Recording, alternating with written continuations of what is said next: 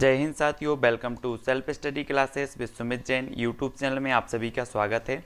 दोस्तों, आज के इस वीडियो में हमने अभी तक जो कुछ पढ़ा है पर्यावरण में उसका पूरा का पूरा रिवीजन करेंगे। पूरी की पूरी आज मैराथन आपकी क्लास होगी जहां पर आपसे बहुत सारे प्रश्न पूछे जाएंगे। एक क्लास आपकी पूरी 9 बजे तक चलेगी और ये बहुत ही महत्वपूर्ण प्रश्न होंगे आपके लिए। तो एक जो क्लास है आपकी जो है सीटीईटी एग्ज़ाम की दृष्टि से या फिर वर्ग 3 एग्ज़ाम की दृष्टि से बहुत ही महत्वपूर्ण होने वाला है। तो सभी लोगों को वीडियो को लाइक करना है और वीडियो को शेयर भी कर देना है, ठीक है। तो साथियों, आज का वीडियो स्टार्ट होगा और आपको उत्तर बताने के लिए तैयार होना है। और जो भी साथी अभी तक टेलीग्राम ग्रुप से नहीं जुड़ पाए हैं वो टेलीग्राम ग्रुप से जुड़ें।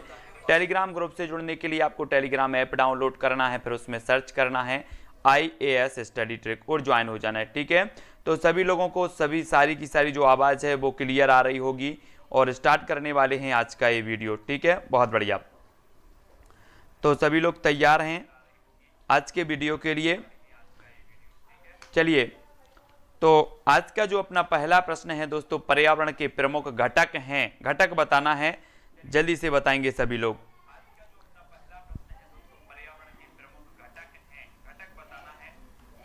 हाँ, तो सभी लोग बताएंगे।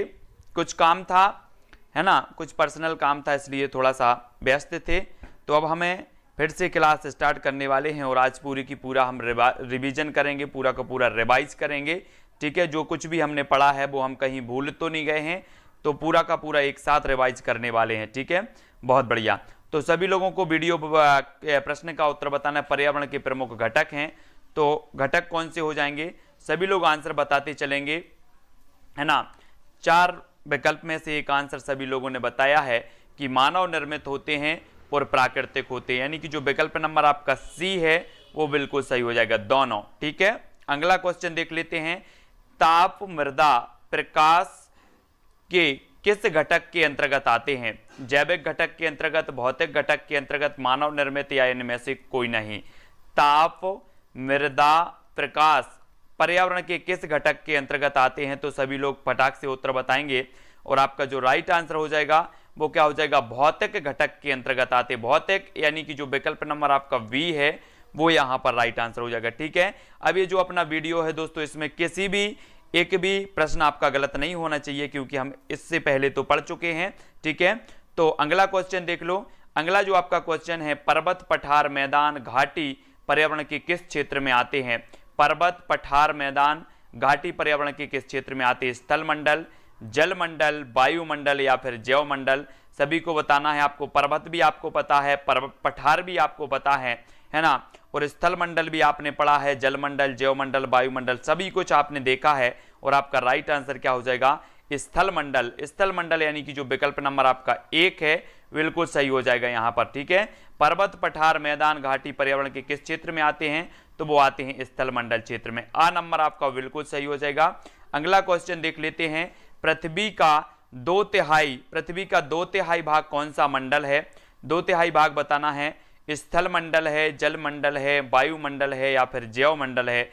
2/3 भाग हमें बताना है कि जो 2/3 भाग है वो क्या है। पृथ्वी का 2/3 भाग कौन सा मंडल है? तब आपका राइट आंसर क्या हो जाएगा? 4 में से सभी लोग बताएंगे और आपका उत्तर हो जाएगा क्या, जलमंडल। हम पढ़ते हैं ना कि लगभग 71 दशमलव या 70.8 जो भाग है पृथ्वी का वो जलमंडल से, जल से ढका हुआ है। तो बी नंबर यहां पर आपका बिल्कुल यहां पर सही हो जाएगा, ठीक है। अगला क्वेश्चन देख लेते हैं साथियों। धूल के कण एवं जलवाष्प किस मंडल में पाए जाते हैं? धूल के कण और जलवाष्प ये किस मंडल में पाए जाते हैं? स्थल मंडल में, जल मंडल में, वायुमंडल या फिर जैव मंडल में? तो हमें उत्तर बताना है, क्या होगा राइट आंसर? धूल के कण एवं जलवाष्प किस मंडल में पाए जाते हैं? तब आपका राइट आंसर क्या होगा? तो अधिकांश लोगों ने सही उत्तर बताया है कि जो धूल के कण हैं, धूल के कण और जलवाष्प जो है ये कहां पाई जाती है? वायुमंडल में। हम देखते ना कि वायु में धूल के कण जो है उड़ते रहते हैं, है ना। तो धूल के कण वायुमंडल में पाए जाते हैं। वे जीव जो मृत शरीर के कार्बनिक पदार्थों को साधारण तत्वों में अपघटित कर देते हैं क्या कहलाते हैं?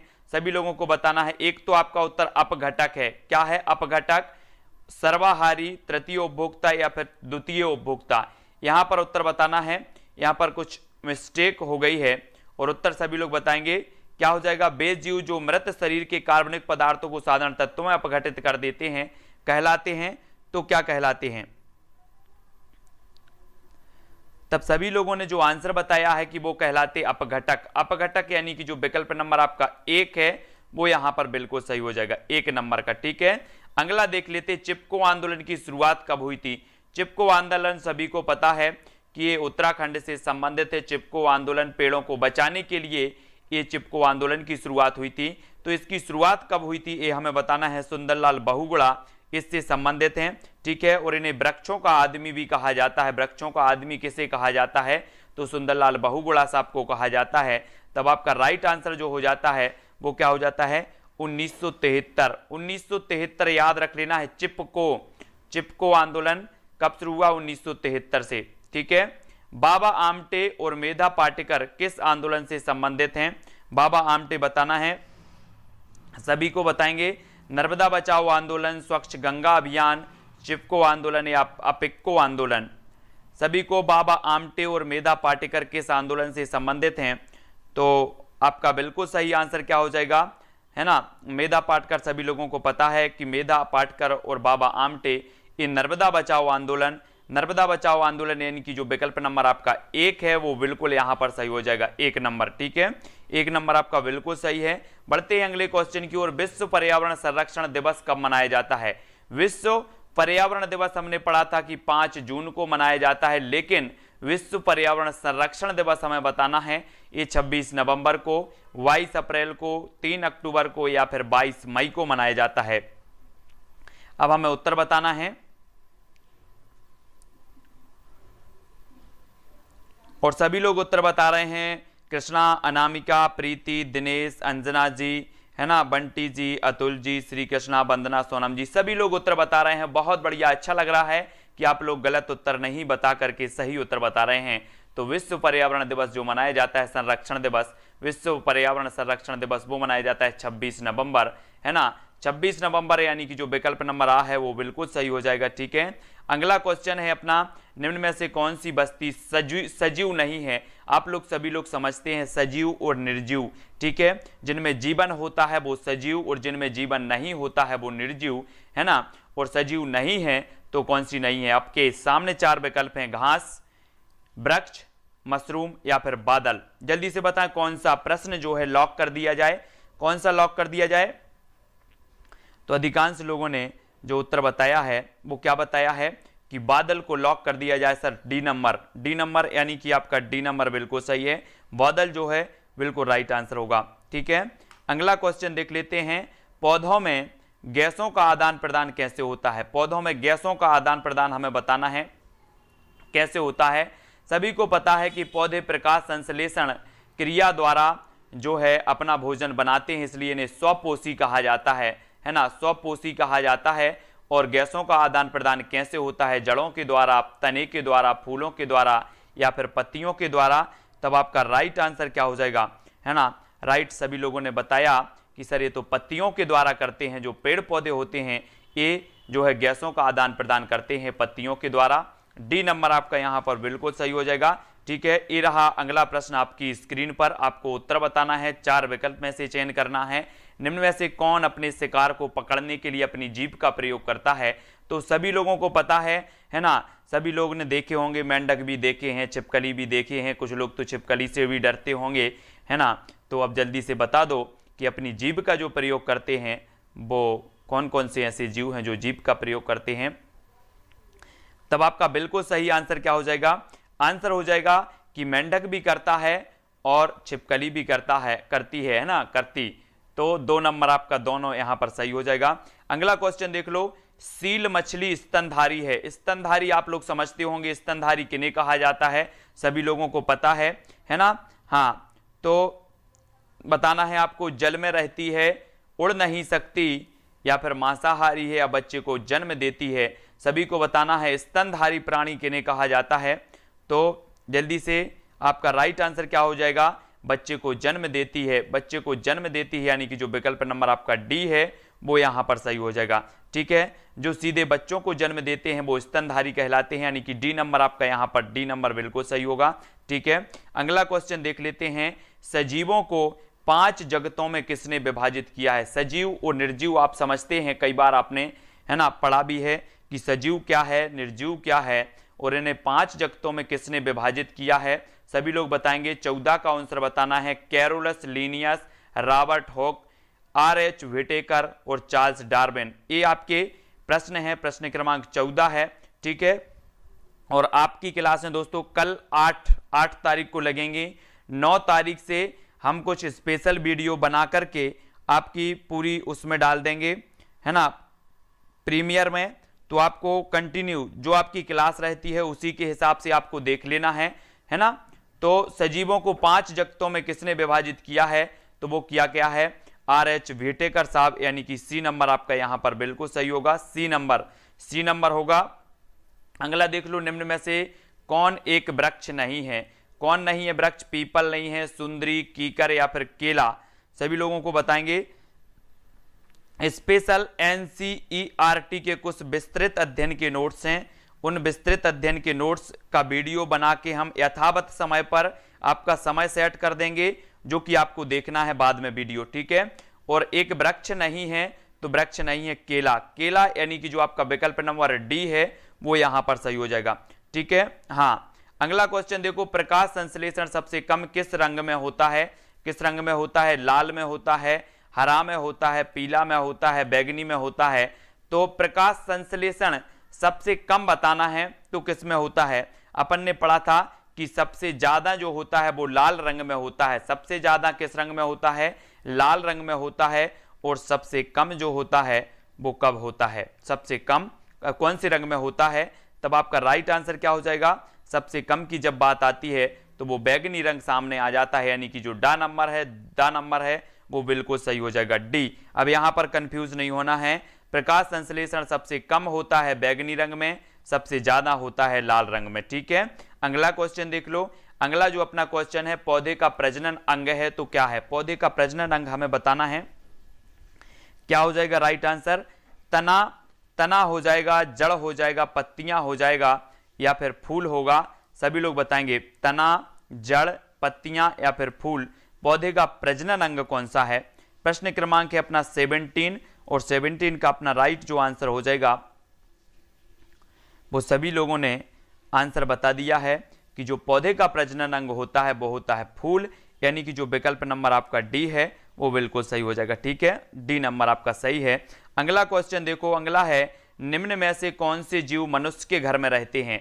मनुष्य के घर में रहते हैं, अब सभी लोग बता दो। जो लोग छिपकली से डरते हैं, जो लोग चूहा से डरते हैं, जो लोग मकड़ी से डरते हैं, ये सारे के सारे जो जीव हैं, है ना, बिल्कुल सरल सा क्वेश्चन है कि मकड़ी भी रहती है ना, चूहा भी रहता है, छिपकली भी रहती है, यानी कि जो आपका विकल्प नंबर कौन सा हो जाएगा? डी नंबर, सभी वाला हो जाएगा, सभी, ठीक है, सभी आपका बिल्कुल सही होगा, है ना। अगला देख लो। अगला आपका प्रश्न है, निम्न में से कौन उभयचर है? उभयचर आप समझते होंगे, उभयचर जानते हैं कि जो जमीन में भी रहता है और जल में भी रहता है, वो उभयचर कहलाते हैं। तो इनमें से कौन माना जाएगा उभयचर? मगरमच्छ, हाथी, दरिया घोड़ा या फिर व्हेल। तो आंसर क्या हो जाएगा? तो सभी लोगों ने बताया है कि कौन सा उभयचर है, और उभयचर में जो आपका राइट आंसर हो जाएगा वो क्या हो जाएगा? मगरमच्छ, यानी कि जो विकल्प नंबर आ है वो बिल्कुल सही हो जाएगा, ठीक है। आ नंबर आपका बिल्कुल सही हो जाएगा। और आज सभी लोग खाना आना खा करके आए हैं कि नहीं आए हैं? पूरी की पूरी 9 बजे तक अपनी क्लास चलेगी, सारे के सारे प्रश्नों को आज कवर करना है। निम्न में से किस पक्षी का घोंसला लालटेन की तरह होता है? दर्जन, कठफोड़वा, कबूतर या फिर वया, किसका होता है? सभी लोग बताएंगे किस पक्षी का घोंसला लालटेन की। आप लोग ज्यादातर देखे होंगे, खजूर देखा होगा आपने, खजूर, गांव में जो खजूर रहता है बहुत ऊंचा सा पेड़ रहता है ना, तो एक खजूर से ज्यादा लटके रहते हैं ये बया, यानी कि जो विकल्प नंबर है ना डी है वो सही हो जाएगा। उसमें लालटेन टाइप का बना रहता है और डी नंबर बिल्कुल सही होगा, ठीक है। अगला देख लो, 2,4-D जानते होंगे, जो गांव में रहते होंगे, है ना, जो सोयाबीन में डालते हैं, सोयाबीन या और भी ऐसे उड़द है, इस प्रकार के जो फसलें होती हैं उनमें डाला जाता है, खरपतवार नाशक हो जाता है ये, है ना। तो ये जो 2,4-D का घोल बोलते हैं, 2,4-D का घोल डाल दो, पूरी की पूरी जो खरपतवार है वो नष्ट हो जाएगी, तो ये खरपतवार माना जाएगा, यानी कि जो विकल्प नंबर आपका बी है वो सही हो जाएगा वहां पर, ठीक है। बी नंबर आपका सही है, डी नंबर वाले बिल्कुल कंफ्यूज नहीं होना, एक खरपतवार नाशक होता है 2,4-D, ठीक है, 2,4-D, है ना। अगला देख लो, लद्दाख की चांपगा जनजाति किस प्रकार की कृषि करती है। चांपगा ये लद्दाख की जनजाति है ना, और लद्दाख सभी लोगों को पता है एक केंद्र शासित प्रदेश है, और सबसे जो ठंडा मरुस्थल होता है वो लद्दाख में ही है ना, सबसे ठंडा मरुस्थल। और चांपगा जनजाति है तो एक कर्तन और दहन मिश्रित गहन निर्वाह या चलवासी पशुचारण, तो ये किस प्रकार की कृषि करती है हमें यहाँ पर बताना है, प्रश्न क्रमांक 22 का। और अधिकांश लोग जो उत्तर बता रहे हैं वो बता रहे हैं कि ये चलवासी पशुचारण प्रकार की जो है ये कृषि करती है ना, मतलब जो विकल्प नंबर आपका डी है वो सही हो जाएगा, ठीक है, बिल्कुल राइट आंसर है। आर्द्रता को मापा जाता है, आर्द्रता आप लोग समझते होंगे, है ना, नमी जिसे बोलते हैं, नमी आर्द्रता, है ना। हम बोलते ना कृषि करते हैं तो बोलते कि हमारी जमीन में भी तो अभी क्या है, नमी बनी हुई है, नमी आर्द्रता है मतलब। तो आर्द्रता को मापा जाता है तो किससे मापा जाता है, सभी लोगों को पता है, एक तो इसका ऐसा बोल दिया जाता है कि आर्द्रता मापी, है ना, आर्द्रता मापी, और दूसरा जो इसका होता है, अब यहाँ ऐसा कंफ्यूज नहीं होना है, यहाँ पर हाइड्रोमीटर दिया और यहाँ पर हाइग्रोमीटर दिया है, ठीक है, तो ये दो ही कंफ्यूजन करेंगे, जल्दी में उत्तर नहीं लगाना है, आपका उत्तर होगा विकल्प नंबर 2 हाइग्रोमीटर, बी नंबर यहाँ पर आपका राइट आंसर हो जाएगा, ठीक है, बी नंबर हाइग्रोमीटर, हाइड्रो नहीं है ना, हाइड्रो नहीं है, डा नहीं आएगा, ग्रो आएगा, ग्रो, ठीक है। अगला देख लो, पर्यावरण ही शिक्षा है और शिक्षा का कार्य छात्र को उसके अनुकूल बनाना, ये जो कथन है वो किसका है, प्याजे साहब का है, थॉम्पसन का है, स्किनर या फिर जॉन डुवी साहब का है, तो ये उत्तर बताना है। प्रश्न क्रमांक 24 का आंसर बताएंगे जल्दी से, सभी लोगों को बताना है ना। कुछ दिन क्या हो जाएगा, अभी जो होली का टाइम है ना, होली में सभी लोग घर जाते हैं तो हम भी घर घुमाएंगे, और तो जल्दी से बताना है। थॉम्पसन आपका बिल्कुल सही होगा, थॉम्पसन यानी कि जो विकल्प नंबर बी है वो यहाँ पर बी नंबर बिल्कुल सही होगा, थॉम्पसन। पर्यावरण ही शिक्षा है और शिक्षा का कार्य छात्र को उसके अनुकूल बनाना, ये जो कथन है ये थॉम्पसन, बी नंबर बिल्कुल सही होगा, ठीक है। अगला है, निम्न में से कौन सीखने की प्रक्रिया को प्रभावित करने वाला व्यक्तिगत कारक है, तो कौन सा है, परिवार है, अभिप्रेरणा है, या फिर समाज है, या पुरस्कार एवं दंड है, सभी लोग बताएंगे, सभी को आंसर बताना है। निम्न में से कौन सीखने की प्रक्रिया को प्रभावित करने वाला व्यक्तिगत कारक है, तो व्यक्तिगत कारक बताना है, लेकिन आपकी वीडियो यथावत में डाल करके जाऊंगा, पूरे के पूरे यथावत टाइम पर आपको वीडियो मिलेंगे, ठीक है, तो जिसको भी वीडियो देखना है वो यथावत मिलेंगे, और पर्यावरण के विशेषकर एनसीईआरटी पर आधारित वीडियो मिलेंगे, जो एनसीईआरटी के स्पेशल नोट्स हैं उनके, ठीक है। तो निम्न में से कौन सीखने की प्रक्रिया को प्रभावित करने वाला व्यक्तिगत कारक है, तो व्यक्तिगत कारक बताना है, तो व्यक्तिगत कारक आपका अभिप्रेरणा हो जाएगा, अभिप्रेरणा यानी कि जो विकल्प नंबर आपका 2 है, बी नंबर है, वो यहां पर सही होगा, बी नंबर, ठीक है। अगला देख लो, एनसीएफ 2005 ने कक्षा 3 से 5 तक के पर्यावरण अध्ययन को कितनी थीमों में बांटा है, ये मोस्ट इंपॉर्टेंट क्वेश्चन है साथियों, ये थीम है या फिर विषय हैं जो आपके सिलेबस में हैं, वर्ग 3 के भी सिलेबस में हमने पढ़ा कि परिवार और मित्र है, आवास है, खेल और कार है, यही थीमें हैं, यही सब्जेक्ट हैं जो 2005 एनसीएफ 2005 ने बांटा है। तो ये कितनी थीमों में बांटा है सभी को पता होनी चाहिए कि ये जो थीम है वो 6 थीम है, 6 यानी कि जो 7 नंबर है वो यहाँ पर सही हो जाएगा, ठीक है, सी नंबर आपका बिल्कुल सही होगा। अगला क्वेश्चन देख लो, अगला क्वेश्चन है, एनसीएफ 2005 के अनुसार निम्न में से कौन सी एक पर्यावरण की विषय वस्तु नहीं है, तो विषय वस्तु नहीं है, वो थीम बताना है कौन सी नहीं है, भोजन नहीं है, सौर मंडल, आवास या परिवार या मित्र। तो हमने अपने सिलेबस में भी पढ़ा है कि सबसे पहले तो परिवार और मित्र दिया है, आवास दिया है, भोजन भी दिया है, लेकिन अपने सिलेबस में क्या नहीं है, ये सौर मंडल नहीं है, सौर मंडल, ठीक है, यानी कि जो विकल्प नंबर आपका क्या हो जाएगा, सभी लोगों ने बताया, और उत्तर हो जाएगा सौर मंडल। सौर मंडल यानी कि जो सा नंबर है आपका, सी नंबर है, वो बिल्कुल सही हो जाएगा, सा नंबर अगला क्वेश्चन देख लेते हैं, निम्न में से कौन सी विधि शिक्षार्थियों में रटने की प्रवृत्ति को बढ़ावा देती है? रटने की प्रवृत्ति को बढ़ावा देती है तो कौन सी विधि देती है? अधिन्यास विधि, आगमन विधि, निगमन विधि या फिर खोज विधि? तो कौन सी विधि देती है रटने की प्रक्रिया को महत्व देती है या प्रवृत्ति को बढ़ावा देती है? तब आपका राइट आंसर क्या हो जाएगा साथियों?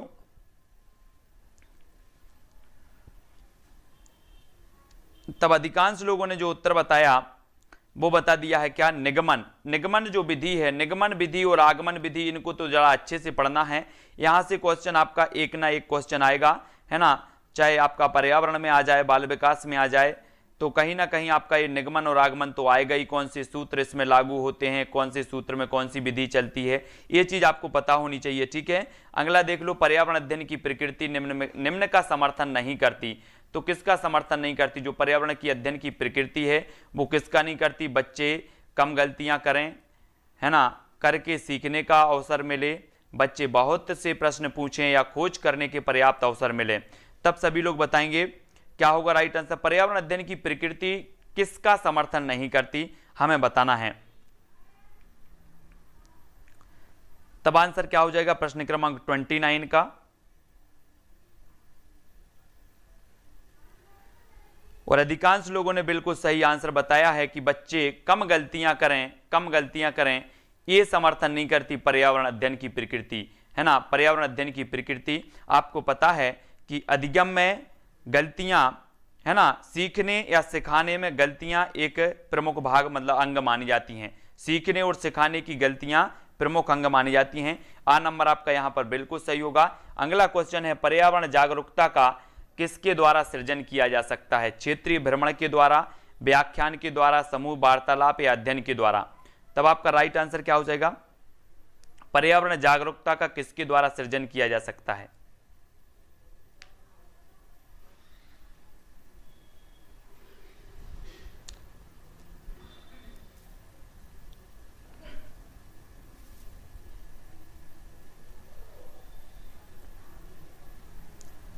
तब आपका बिल्कुल सही आंसर क्या हो जाएगा? क्षेत्रीय भ्रमण। क्षेत्रीय भ्रमण यानी कि जो विकल्प नंबर 1 है वो यहां पर 1 नंबर बिल्कुल सही हो जाएगा, ठीक है। क्षेत्रीय भ्रमण आपका सही आंसर होगा। अगला क्वेश्चन देखेंगे। अगला आपका क्वेश्चन होगा साथियों, क्या हो जाएगा? मध्य प्रदेश में इसरो की मास्टर नियंत्रण इकाई कहां स्थित है? मध्य प्रदेश इसरो के बारे में अंतरिक्ष से संबंधित जो वीडियो है वो आपको देखना है। अंतरिक्ष से संबंधित मैंने लगभग 81 प्रश्नों का वीडियो एक प्रेषित किया है, आप प्लेलिस्ट में जाकर के देखें। अंतरिक्ष विज्ञान जो आपका एक टॉपिक है पर्यावरण में, अंतरिक्ष विज्ञान, मैंने वन लाइनर प्रश्न दिए हैं आपको 81 प्रश्न दिए हैं और वो जरूर देखेंगे। पूरे के पूरे कवर करवाए हैं प्रश्नों को। मध्य प्रदेश में इसरो की मास्टर नियंत्रण इकाई कहां स्थित है हमें बताना है और मध्य प्रदेश से संबंधित है। तो आपका राइट आंसर क्या हो जाएगा, है ना। सभी लोगों को पता होनी चाहिए कि भोपाल आपका राइट होगा। भोपाल में है इसरो की मास्टर नियंत्रण इकाई, है ना। और ये क्वेश्चन व्यापम में आया हुआ है, पिछले एग्जामों में ये क्वेश्चन आया हुआ है, इसलिए इग्नोर नहीं करना। भोपाल आपका राइट आंसर होगा, ठीक है। अगला क्वेश्चन देखो, निम्न में से नवीकरणीय ऊर्जा का स्रोत नहीं है तो कौन सा नहीं है? सौर, एलपीजी, बायोमास या पवन? सभी लोग आंसर बताएंगे। मैं अधिकांश जो क्वेश्चन आप तक लाता हूं पुराने ओल्ड पेपर से लाता हूं या फिर व्यापम द्वारा पूछे हुए ऐसे क्वेश्चन लाता हूं, तो आपको बताना है निम्न में से नवीकरणीय ऊर्जा का स्रोत नहीं है तो कौन सा नहीं है? सौर, एलपीजी, बायोमास या फिर पवन? कौन सा नहीं है? नवीकरणीय ऊर्जा। ऐसा क्वेश्चन आपने देखा होगा पिछले 2011 में भी आया था, नवीकरणीय और अनवीकरणीय, है ना, अपन ने पढ़ा भी था। तो आपका राइट आंसर क्या होगा? आपका आंसर हो जाएगा एलपीजी। एलपीजी यानी कि जो विकल्प नंबर आपका वाह है वो बिल्कुल सही होगा, V number, LPG right answer होगा। निम्न में से नवीकरणीय ऊर्जा का स्रोत नहीं है तो कौन सा नहीं है? एलपीजी यानी कि वी नंबर आपका राइट होगा, ठीक है। अगला देख लो, निम्न में से कौन से औषधीय पौधे मध्य प्रदेश में पाए जाते हैं? घृत कुमारी, नागर मोथा, उक्त दोनों या फिर इनमें से कोई नहीं? तो कौन से पाए जाते हैं औषधीय पौधे मध्य प्रदेश में पाए जाते हैं?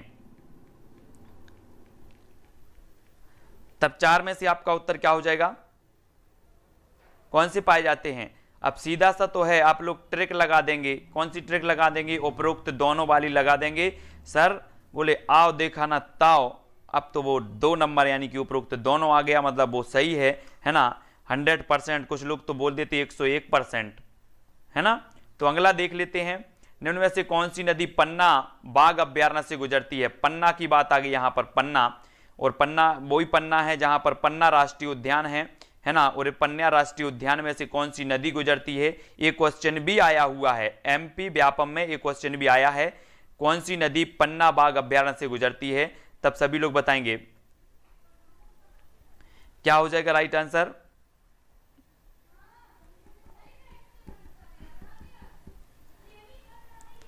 तो आपका बिल्कुल सही हो जाएगा कैन, कैन नदी, यानी कि जो विकल्प नंबर 1 है वो आपका बिल्कुल सही हो जाएगा। ठीक है, कैन नदी पन्ना बाघ अभ्यारण्य से गुजरती है, आ नंबर इसका सही हो जाएगा, आ नंबर बिल्कुल राइट होगा। ठीक है, अगला क्वेश्चन देख लेते हैं, निम्न में से कौन सा टूर्नामेंट टेनिस से संबंधित है? टेनिस से संबंधित बताना है, आई लीग है, डेविस कप है, संतोष ट्रॉफी है, या फिर डूरंड कप है। तो टेनिस खेलते होंगे कुछ लोग तो, है ना। तो जल्दी से बताना है कौन सा टूर्नामेंट टेनिस से संबंधित है।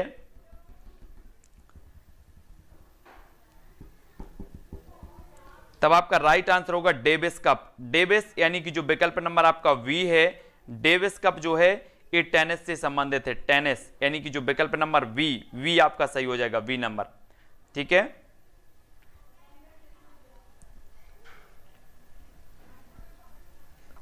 अगला क्वेश्चन देख लेते हैं।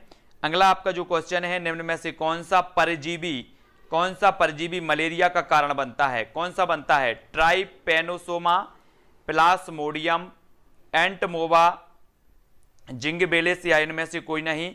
प्रश्न क्रमांक 6 का आंसर सभी लोग बताएंगे क्या हो जाएगा राइट आंसर। मैं होली के बाद आपको बहुत सारी जो भी इंपॉर्टेंट चीजें हैं, जैसे अपनी ग्रीन हाउस गैसें हैं, या फिर प्रमुख आवास हैं, जैसे शेर के आवास हैं, चूहे के, बिल्ली के आवास, ये सारे की सारी कुछ चीजें जो महत्वपूर्ण हैं, मैं आपको ट्रिक के माध्यम से करवाऊंगा, है ना। कुछ चीजें जहां से प्रश्न बनने की संभावना है। और कौन सा परजीवी मलेरिया का कारण बनता है? तो प्लाज्मोडियम यानी कि जो विकल्प नंबर वी है वो यहां पर वी नंबर सही हो जाएगा। ठीक है, प्लाज्मोडियम आपका वी नंबर सही होगा, बा नंबर। ठीक है, अगला क्वेश्चन देख लो, कक्षा में अच्छा अनुशासन बनाए रखने के लिए मूलभूत आवश्यकता कौन सी है? कक्षा में अनुशासन बनाए रखने के लिए मूलभूत आवश्यकता कौन सी है? शिक्षण कौशल है, शारीरिक दंड है, श्रम विभाजन है, शिक्षण का विकेंद्रीकरण है। तो क्या होगा राइट आंसर आपका? कक्षा में अच्छा अनुशासन बनाए रखने के लिए मूलभूत आवश्यकता कौन सी है?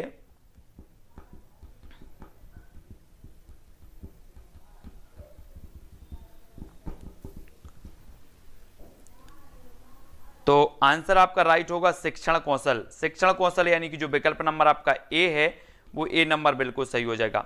ठीक है, ए नंबर राइट होगा। अगला क्वेश्चन, विश्व जल दिवस कब मनाया जाता है? विश्व जल दिवस बताना है।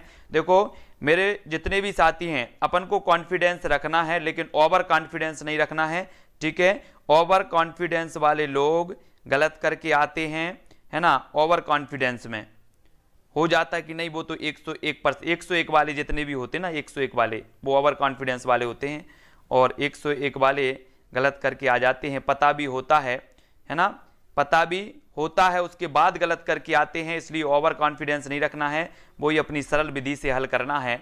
विश्व जल दिवस मनाया जाता है तो वो मनाया जाता है 22 मार्च को। ठीक है, 22 मार्च और 22 अप्रैल को पृथ्वी दिवस, और 22 मई को कौन सा माना जाता है? जैव विविधता दिवस।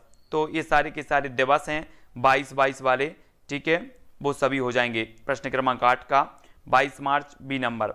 अगला क्वेश्चन देखो, विश्व मृदा दिवस कब मनाया जाता है? 5 जून को, 5 दिसंबर को, 11 जुलाई को, इनमें से कोई नहीं। विश्व मृदा दिवस कब मनाया जाता है?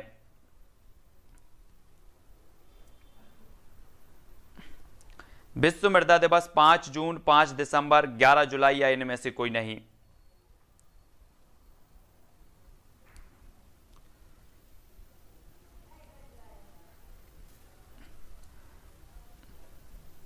तो मृदा दिवस बताना है अपन को।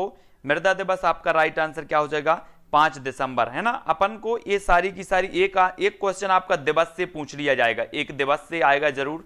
तो 5 दिसंबर आपका बिल्कुल सही होगा। 5 जून सभी को पता ही है। 11 जुलाई को जनसंख्या दिवस पता ही है सभी लोगों को, ठीक है।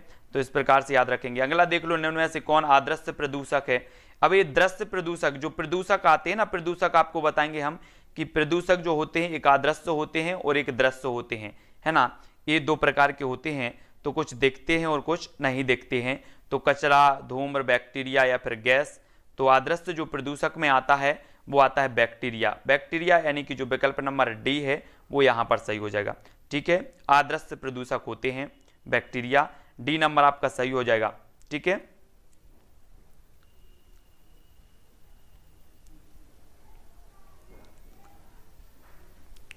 अगला क्वेश्चन देख लो, निम्न में से कौन सा तरल प्रदूषक है। तरल प्रदूषक बताना है। ठोस प्रदूषक भी रहते हैं, तरल प्रदूषक भी रहते हैं। और तरल प्रदूषक हमें बताना है धूम्र है, अमोनिया है, या फिर धूल है, या कार्बन डाइऑक्साइड है। तो तरल प्रदूषक कौन सा है, आपका राइट आंसर क्या हो जाएगा।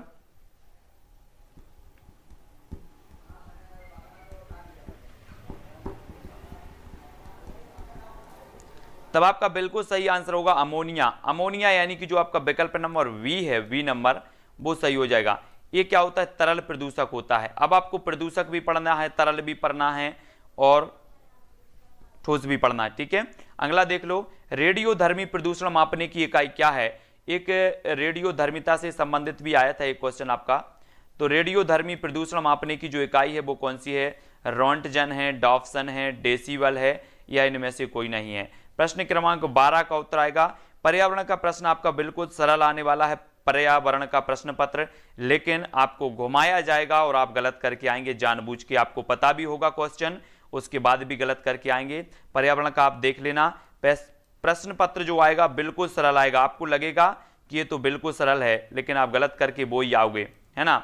तो आपका जो 12 का उत्तर होगा वो होगा रोंटजन। रोंटजन यानी कि जो विकल्प नंबर ए है वो बिल्कुल सही हो जाएगा, ए नंबर का, ठीक है। रेडियोधर्मी प्रदूषण मापने की जो इकाई है वो है रोंटजन, यानी कि ए नंबर बिल्कुल सही है। ओजोन की डॉप्सन है ना, और ध्वनि की डेसिबल है, ये याद रखना है, ठीक है। तो अगला क्वेश्चन देख लेते हैं, किस वृक्ष को पारिस्थितिकी आतंकवादी कहा जाता है। अब ये तो सभी लोगों को पता है ना, कि किस वृक्ष को कहा जाता है, किस वृक्ष को पारिस्थितिकी आतंकवादी कहा जाता है। साल को कहा जाता है, सफेदा को कहा जाता है, सागौन को कहा जाता है, इनमें से कोई नहीं। क्या होगा आपका राइट आंसर। किस वृक्ष को, देखो अभी अपन को क्या पढ़ना है, विटामिन पढ़ना है, और विटामिन की कमी से होने वाले रोग पढ़ना है ना, और विटामिनों के रासायनिक नाम पढ़ना है। ये सारे के सारे मैं आपको ट्रिक से बताऊंगा कि ये क्वेश्चन यहां से आपके क्वेश्चन बनेंगे ही, है ना। तो ये सारी की सारी चीजें आपको पढ़नी है। सफेदा यानी कि जो बी नंबर है आपका बिल्कुल सही हो जाएगा। सफेदा यानी कि यूकेलिप्टस का जो पेड़ होता है ना, वो बी नंबर यहां पर सही हो जाएगा, बी नंबर, ठीक है। हाँ, यूकेलिप्टस। अगला देखो, कौन से देश सबसे अधिक अम्ल वर्षा से प्रभावित हैं। अम्ल वर्षा से प्रभावित बताना है कौन से देश हैं, है ना। और ये अम्ल वर्षा जो वाला प्रश्न बनता है कि अम्ल वर्षा किस किस गैसों के मिश्रण के कारण होती है ना। ये क्वेश्चन तो कई बार आया है, इसको तो बहुत अच्छे से पढ़ लेना, ठीक है। और कौन से देश सबसे अधिक अम्ल वर्षा से प्रभावित हैं। अमेरिका, रूस, नॉर्वे, स्वीडन, चीन, भारत। एक करंट का क्वेश्चन है कि अम्ल वर्षा के कारण जो है अपना जो ताजमहल है ना, ताजमहल का क्षय होने लगा था, क्षय, और इसके निर्माण पर भी रोक लगी थी, निर्माण पर रोक लगी थी ताजमहल के। और ताजमहल के निर्माण पर अभी जो है हाल ही में करंट का क्वेश्चन है कि उसकी जो सुप्रीम कोर्ट ने रोक है वो हटा दी है, रोक हटा दी है। तो आपका 14 का उत्तर जो हो जाएगा वो हो जाएगा नॉर्वे एवं स्वीडन, है ना। नॉर्वे यानी स्वीडन, आपका बी नंबर बिल्कुल सही हो जाएगा, बी नंबर। और 2019 के मैंने जितने भी आपके पर्यावरण के करंट के क्वेश्चन थे मैंने एक वीडियो में आपको दिए हैं, तो वो वीडियो भी आप लोग देख लेना। अगला क्वेश्चन देख लेते हैं, अम्ल वर्षा सबसे पहले किस देश में हुई थी। अम्ल वर्षा बताना, नॉर्वे में, स्वीडन में, भारत, या इनमें से कोई नहीं। तो सबसे पहले कहां पर हुई थी। 2019 के कुछ करंट के क्वेश्चन मैंने पहले वीडियो में डाले हैं, वो जरूर देख लेना। लगभग 100 से ऊपर वीडियो, तो 105 से ऊपर वीडियो तो आपके पर्यावरण के हो चुके हैं। जो महत्वपूर्ण चीजें हैं वो मैंने सारी की सारी करवाई हैं। अम्ल वर्षा सबसे पहले किस देश में हुई थी, तो जल्दी बताना है। तो आपका राइट आंसर क्या हो जाएगा, आंसर होगा बी, बी यानी कि स्वीडन में हुई थी। ठीक है, स्वीडन और जो नॉर्वे हैं ये दोनों देश प्रभावित हैं, लेकिन सबसे पहले हुई थी स्वीडन, यानी कि बी नंबर यहां पर सही होगा। बी नंबर यहां पर बी नंबर राइट होगा। पढ़ के फिर भी गलती नहीं करना है, बी नंबर स्वीडन में हुई थी सबसे पहले अम्ल वर्षा, तो बी नंबर यहां पर राइट होगा। अगला क्वेश्चन देख लेते हैं, अम्लीय वर्षा के कारण जिम्मेदार प्रमुख गैसें कौन सी हैं। अम्लीय वर्षा के लिए हमें बताना है, तो हाँ नाइट्रोजन ऑक्साइड है, सल्फर डाइऑक्साइड है, दोनों हैं या इनमें से कोई नहीं है। तो ये क्वेश्चन आपका कई बार पूछा जाता है ना। तो अम्लीय वर्षा के कारण जो जिम्मेदार गैसें हैं वो कौन सी गैसें हैं, या किन गैसों के कारण अम्लीय वर्षा होती है, इस प्रकार से आपसे कई प्रकार से घुमाकर भी क्वेश्चन पूछा जाता है ना। क्वेश्चन व्यापम का जो लेवल है वो क्या है, क्वेश्चन का बहुत बड़ा कर देता है। क्वेश्चन इतना ही पूछा जाता है, एक सीधा सा क्वेश्चन होता है कि संज्ञानात्मक विकास का सिद्धांत किसने दिया है, लेकिन वो इतना बड़ा बना देता है 3 लाइनों का। समझते समझते लास्ट में स्टूडेंट आ जाता कि ये तो समझ में ही नहीं आया कि बोल क्या रहा है और पूछ क्या रहा है ना। तो बड़ा बना देता है पूरा का पूरा क्वेश्चन और फिर आपसे पूछता है, तो इस प्रकार से अच्छे से समझना है ना। स्टोन कैंसर का प्रमुख कारण क्या है, स्टोन कैंसर बताना है आपको। आपने पढ़ा होगा कि पराबैंगनी जो किरणें होती हैं, सूर्य से पराबैंगनी किरणें आती हैं, उनके कारण जो होता है वो त्वचा का कैंसर होता है। ठीक है, आपको बताना है स्टोन कैंसर का प्रमुख कारण हो जाता है वो क्या होता है, तो जल्दी से बताएं। तो आपका राइट आंसर होगा अम्ल वर्षा। अम्ल वर्षा यानी कि जो विकल्प नंबर आ है वो सही हो जाएगा। ठीक है, आ नंबर आपका बिल्कुल राइट आंसर होगा, आ नंबर। अगला क्वेश्चन देखो, केंद्रीय मृदा संरक्षण बोर्ड की स्थापना कब की गई। केंद्रीय मृदा संरक्षण बोर्ड की स्थापना कब की गई थी, 1952 में, 1953 में, 1954 में, या इनमें से कोई नहीं। केंद्रीय मृदा संरक्षण बोर्ड की हमें स्थापना बताना है, तब आपका राइट आंसर क्या होगा।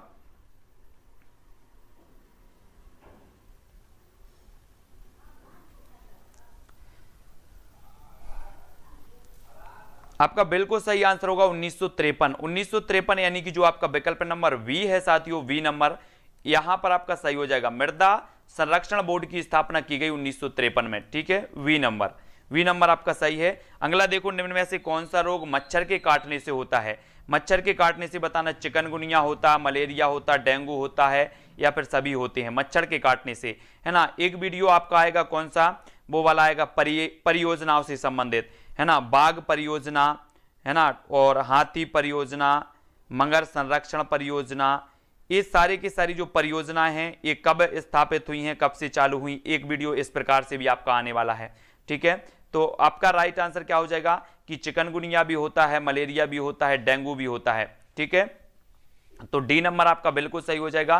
पर्यावरण अध्ययन के लिए आप छात्रों को कौन से चैनल देखने का सुझाव देंगे, ये हमें बताना है ना, छात्रों को देना है, तो जल्दी से बताएं। डिस्कवरी है, नेशनल ज्योग्राफी है, एनिमल प्लेनेट है, या फिर सभी हैं, तो आपका राइट आंसर क्या हो जाएगा।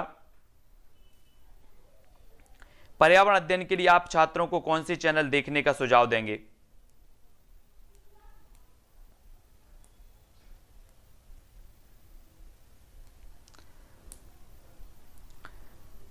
तब आपका बिल्कुल सही आंसर क्या हो जाएगा, ए सभी, यानी कि डिस्कवरी भी, नेशनल ज्योग्राफी, एनिमल प्लेनेट भी, है ना।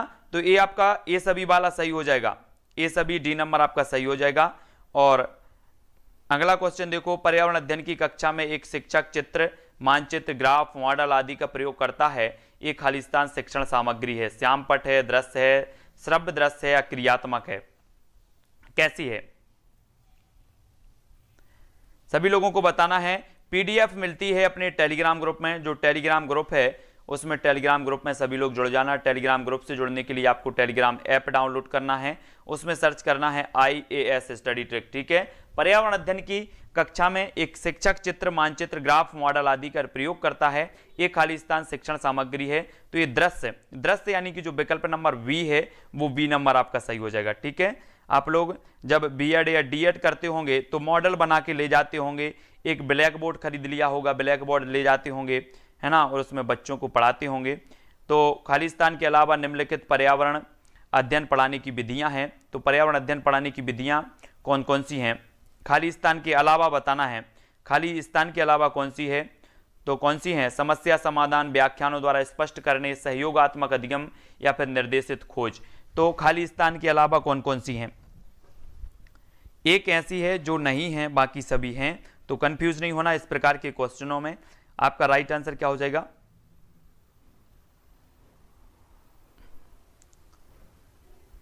आपका बिल्कुल सही हो जाएगा व्याख्यानों द्वारा स्पष्ट करने में। व्याख्यानों द्वारा स्पष्ट करने में वी नंबर यहां पर आपका सही होगा, बी नंबर। ठीक है, वी नंबर आपका राइट होगा। अगला क्वेश्चन देखो, निम्न में से कौन सी परिघटना कक्षा में प्रदर्शित नहीं की जा सकती? तो कौन सी नहीं की जाती? कोहरा का निर्माण, बर्फ निर्माण, बर्फ से तरल निर्माण, बाष्प बिंदु निर्माण। तो 23 का आंसर हमें बताना है। निम्न में से कौन सी परिघटना कक्षा में प्रदर्शित नहीं की जा सकती? तो आपका राइट आंसर क्या होगा?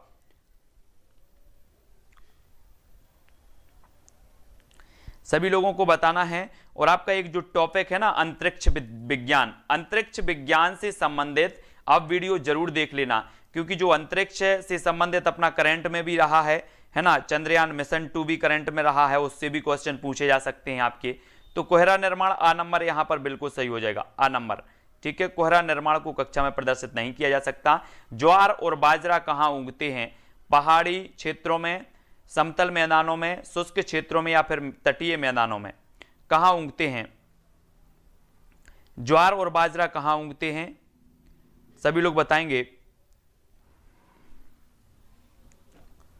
है ना। ज्वार की रोटी खाई होगी आप लोगों ने, ज्वार की रोटी बनती है बहुत अच्छी, और रोटी खाई होगी बहुत सारे लोगों ने, जो भी अपने गांव के लोग हैं या अपने साथी हैं जिन्होंने ज्वार के बारे में जानते हैं, और सभी लोग जानते हैं लगभग। तो शुष्क क्षेत्रों में आपका बिल्कुल सही हो जाएगा सी नंबर, सी नंबर बिल्कुल सही होगा। ये जो ज्वार है ये शुष्क क्षेत्रों में मतलब उगती है, तो सी नंबर जो है, इसकी जो जलवायु है मतलब वो शुष्क क्षेत्र है। बाकी तो उगा तो कहीं भी देते लोग, लेकिन इसकी जो जलवायु है वो सी नंबर आपका यहाँ पर सही होगा।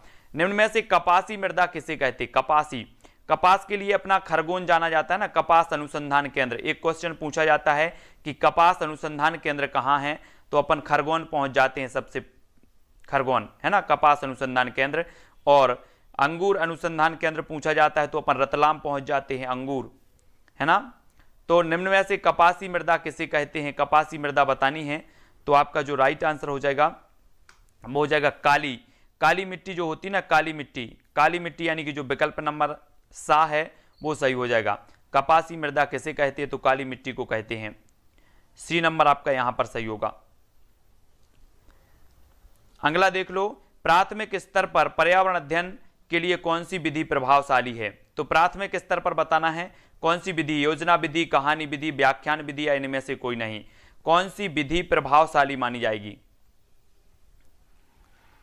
प्रभावशाली बताना है आपको।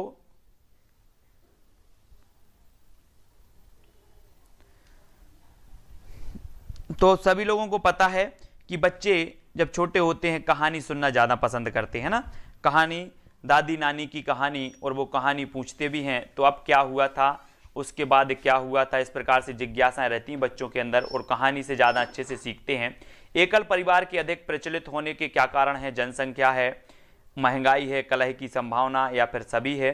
तो एकल परिवार के अधिक प्रचलन होने के कारण क्या है? आपने मूल रूप से पढ़े होंगे कि संयुक्त परिवार होता है और एकल परिवार होता है, ठीक है, जिसमें दादा दादी और मम्मी पापा और भाई बहन ये सारे के सारे मिलकर के रहते हैं, वो अपना संयुक्त परिवार होता है। और एकाकी जो परिवार होता है, एकल परिवार होता है, इसमें मम्मी पापा रहते हैं, भाई बहन, इस प्रकार से पति पत्नी और उनके बच्चे रहते हैं एकल परिवार में। तो एकल परिवार के अधिक प्रचलित होने के कारण होते हैं क्या? कलह की संभावना, है ना, और महंगाई, जनसंख्या, और डी नंबर, डी नंबर आपका सही हो जाएगा यहाँ पर, डी नंबर सही होगा। तो कि ये सभी हैं, महंगाई भी है, तो लोग, है ना, डी नंबर आपका सही है। अगला क्वेश्चन देख लो, अगला है जंतुओं में पाए जाने वाले धारीदार चिन्ह किस कारण से होते हैं? धारीदार चिन्ह बताना है, उच्चावच के कारण, जलवायु, मिट्टी के कारण, या फिर सभी के कारण। धारीदार जो चिन्ह होते हैं जंतुओं में वो किस कारण से होते हैं, है ना। जैसे आपने शेरई में देख लिया होगा, शेर जो धारी धारी बनी रहती हैं, या बिल्ली में भी देखी होंगी आपने, कुछ धारी धारी रहती हैं। तो धारीदार जो जंतु रहते हैं, ऐसे गिलहरी में देखा होगा धारी धारी, तो वो जंतु किस कारण से इनके होते हैं, तब आपका राइट आंसर जो हो जाएगा वो हो जाएगा जलवायु के कारण। जलवायु यानी कि जो आपका विकल्प नंबर बी है, जलवायु के कारण ये होते हैं। ठीक है, बी नंबर जलवायु के कारण, बी नंबर याद रख लेना, सभी मत लगा देना, जलवायु के कारण होती है धारीदार। अगला क्वेश्चन देखो, जीवों के व्यवहार का अध्ययन किया जाता है, जीवों के व्यवहार का, इटियोलॉजी में, नियोलॉजी में, एथोलॉजी में या फिर डेमोलॉजी में, ये पूरे के पूरे पढ़ना है। ये जो है क्या पढ़ना है, ये पूरे के पूरे पढ़ना है। जीवों के व्यवहार का अध्ययन, है ना, मत्स्य का अध्ययन कहाँ किया जाता है, या फिर किस मतलब वो शास्त्र रहते हैं इस प्रकार से अलग अलग, ये सभी पढ़ना है आपको पूरे के पूरे। तो आपका यहाँ पर राइट आंसर होगा इथोलॉजी। इथोलॉजी यानी कि जो विकल्प नंबर आपका सी है, सा है, वो सही हो जाएगा सी नंबर का। ठीक है, इथोलॉजी में किया जाता है। अगला क्वेश्चन देख लो, मिड डे मील की शुरुआत कब हुई, 2001 में, 1995 में, 1996 या फिर 2006 में। मिड डे मील की बताना है, मिड डे मील की जो शुरुआत है वो कब हुई। तब आपका राइट आंसर क्या हो जाएगा 1995। 1995 यानी कि जो विकल्प नंबर आपका वी है वो यहां पर सही हो जाएगा। मिड डे मील की शुरुआत हुई है 1995 में। ठीक है, बी नंबर। अगला देख लो, अगला है निम्न में से कौन सा कार्बोहाइड्रेट, कार्बोहाइड्रेट्स का स्रोत नहीं है, ब्रेड, आलू, दूध या फिर पनीर। तो प्रश्न क्रमांक 5 का उत्तर बताना है। देखो आपको ऐसे भी याद रख लेना है, विटामिन ए के स्रोत कौन से हैं, विटामिन बी के स्रोत कौन से हैं, सी के स्रोत कौन से हैं, ये स्रोत भी आपको पता होनी चाहिए, यहां से भी आपके पूछे जाएंगे। ठीक है, तो विटामिन के स्रोत कौन कौन से हैं, ऐसे क्वेश्चन भी आएंगे। तब आपका पनीर जो है, पनीर यानी कि जो विकल्प नंबर आपका डी है वो यहां पर सही हो जाएगा। ठीक है, कार्बोहाइड्रेट का स्रोत नहीं है तो वो पनीर नहीं है, डी नंबर। अगला क्वेश्चन देखो, अगला जो आपका क्वेश्चन है, इनमें से कौन सा विटामिन बी का स्रोत है, तो कौन सा है, गाजर है, आलू है, टमाटर है या फिर दूध है। तो विटामिन बी का स्रोत हमें बताना है, कौन सा हो जाएगा विटामिन बी का।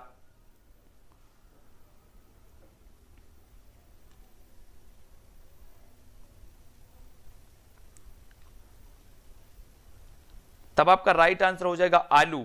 आलू यानी कि जो विकल्प नंबर आपका वी है, बी आपका सही हो जाएगा। ठीक है, और एक कार्बोहाइड्रेट का स्रोत भी माना जाता है आलू, तो ये सभी याद रख लेना है ना। तो विटामिन बी का जो स्रोत है वो आलू है। आलू बहुत सारे लोग खाते हैं आलू, और आलू खाने में बोले मजा आता है आलू की सब्जी में। जब मोर सांप को खाता है, मोर सांप को खाता है, सांप कीड़ों को खाता है और कीड़े हरे पौधों को खाते हैं, तो मोर का पोषण तल है तो क्या है, पोषण तल बताना है। खाद्य पिरामिड के शीर्ष पर, प्राथमिक उपभोक्ता, अंतिम अपघटक या फिर प्राथमिक अपघटक, क्या है पोषण स्तर बताना है।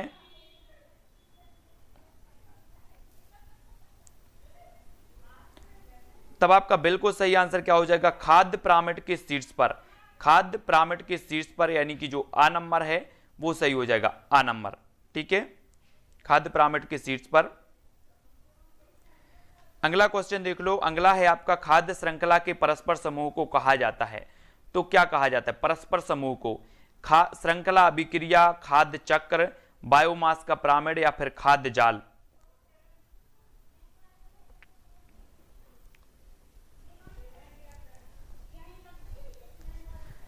खाद्य श्रृंखला के परस्पर समूह को क्या कहा जाता है। तब आपका जो राइट आंसर हो जाएगा खाद्य जाल। खाद्य जाल यानी कि जो विकल्प नंबर आपका डी है, डी वाला, वो यहां पर सही हो जाएगा, खाद्य जाल कहा जाता है। ठीक है, परस्पर समूह को कहा जाता है खाद्य जाल। और अगला क्वेश्चन है आपका 11 फरवरी 2020 को राष्ट्रीय जल सम्मेलन कहां पर आयोजित किया गया, है ना। राजेंद्र प्रसाद, राजेंद्र जी को, राजेंद्र सिंह जी को क्या कहा जाता है, जल पुरुष के नाम से जाना जाता है। इन्होंने इसकी अध्यक्षता की थी, मैंने बताया भी था। और 11 फरवरी 2020 को जो राष्ट्रीय जल सम्मेलन आयोजित किया गया वो कहां पर किया गया। आपके प्रश्न है रीवा, इंदौर, भोपाल या फिर मुंबई में। तो बिल्कुल राइट आंसर आपका हो जाएगा का भोपाल। भोपाल यानी कि जो विकल्प नंबर सा है वो सही हो जाएगा। ठीक है, भोपाल में 11 फरवरी 2020 को राष्ट्रीय जल सम्मेलन आयोजित किया गया, है ना। तो जो सी नंबर है वो आपका राइट आंसर है। अगला क्वेश्चन देख लो, 2006 में जलाभिषेक अभियान प्रारंभ किया गया था। तो उत्तर प्रदेश, मध्य प्रदेश, केरल या फिर दिल्ली से, कहां से किया गया था? जल अभिषेक अभियान, जलाभिषेक अभियान बताना है, ये कहां से किया गया था? प्रश्न क्रमांक 10 का उत्तर बताएंगे।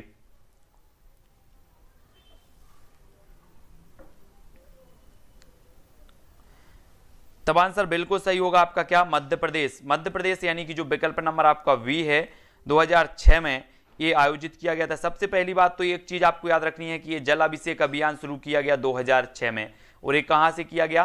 तो ये मध्य प्रदेश से किया गया। ठीक है, अगला देख लो, निम्न में से किसको हरा सोना कहा जाता है? हरा सोना बताना है, कृषि को कहा जाता है, वन को कहा जाता है, कॉफी को कहा जाता है, या उपरोक्त सभी को कहा जाता है? तो जल्दी से बताएं। सभी लोगों को बताना है किसको। एक क्लास तो 9 बजे तक चलेगी, जो भी जल्दी वाले हैं ये 9 बजे तक क्लास चलनी है, तो जल्दी जल्दी से हमें बतानी है किसको हरा सोना कहा जाता है। तब आपका राइट आंसर हो जाएगा विकल्प नंबर वी, यानी कि वन, वन कहा जाता है वन, तो बी नंबर आपका यहां पर सही हो जाएगा। ठीक है, बी नंबर। अगला क्वेश्चन देख लो, वन महोत्सव किससे संबंधित है? पेड़ काटने से संबंधित है, पेड़ लगाने से संबंधित है, फसलों में वृद्धि, पौधों का संरक्षण एवं संवर्धन, है ना। जब पढ़ाई करते हैं तो ना तो उसमें जल्दबाजी और ना ही किसी प्रकार की हड़बड़ाहट होनी चाहिए। जो भी बैठते हैं पढ़ाई करने वो आराम से बैठें, है ना। तो वन महोत्सव किससे संबंधित है? वो पेड़ लगाने से संबंधित है। ठीक है, बा नंबर आपका यहां पर सही हो जाएगा, बी नंबर। कुछ लोग कंफ्यूजन थे कि सर पौधों का संरक्षण संवर्धन, ये नहीं है, पेड़ लगाने से संबंधित, बी नंबर आपका यहां पर सही हो जाएगा। ठीक है, पेड़ लगाने से संबंधित है। अगला क्वेश्चन देख ले, अगला क्वेश्चन है सोपान कृषि कहां की जाती है? सोपान कृषि बताना है, शुष्क क्षेत्रों में की जाती है, पहाड़ी की चोटी पर की जाती है, पहाड़ों की ढलान पर, या नदियों के किनारे? तो कहां पर की जाती है शुष्क कृषि, कहां की जाती है? प्रश्न क्रमांक 3 का उत्तर।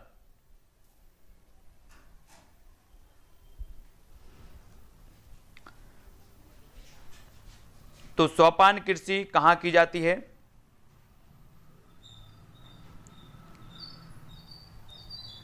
तब आपका बिल्कुल सही आंसर क्या हो जाएगा? पहाड़ों की ढलान, पहाड़ों की ढलान पर, यानी कि जो सा नंबर है वो सही हो जाएगा, सा नंबर।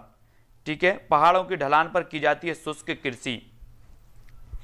अगला क्वेश्चन देख लो, अगला जो आपका क्वेश्चन है, पर्यावरण की मूलभूत संकल्पना नहीं है तो क्या नहीं है? मूलभूत संकल्पना बताना है, अनुकूलन, जनसंख्या वृद्धि, परिवर्तनशीलता, या पार्थिव एकता?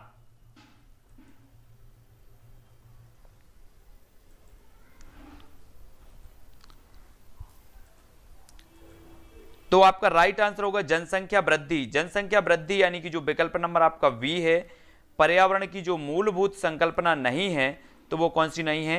वी नंबर, जनसंख्या वृद्धि नहीं है, अनुकूलन है, परिवर्तनशीलता है, पार्थिव एकता है। ठीक है, अगला क्वेश्चन देख लो, किसी परिवार को दर्शाया जाता है तो किस में दर्शाया जाता है? पारिवारिक वृक्ष से, पारिवारिक चार्ट से, पारिवारिक पाई चार्ट से, या किसी से भी?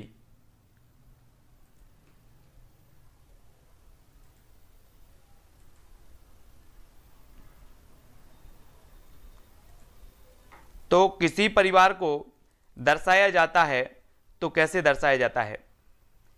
तब आपका पारिवारिक वृक्ष, पारिवारिक वृक्ष यानी कि जो विकल्प नंबर आपका ए है, ए नंबर आपका सही हो जाएगा। ठीक है, ए नंबर आपका सही है, पारिवारिक वृक्ष आपका बिल्कुल राइट आंसर होगा। अगला क्वेश्चन देख लो, कली का प्रमुख भाग छोटी पत्ती की भांति दिखाई देता है, वह कहलाता है, क्या कहलाता है? स्त्री केसर, अंडाशय, वाह दल, या फिर बीजांड? कली का प्रमुख भाग छोटी पत्ती की भांति दिखाई देता है, वह क्या कहलाता है?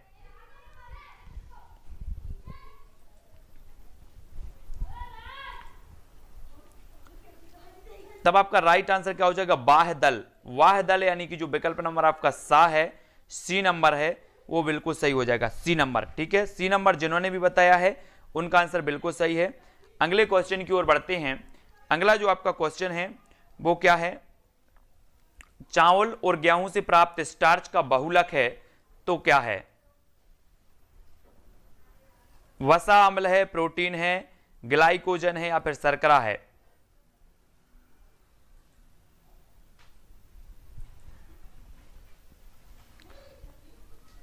चावल गेहूं से प्राप्त स्टार्च का बहुलक क्या होता है?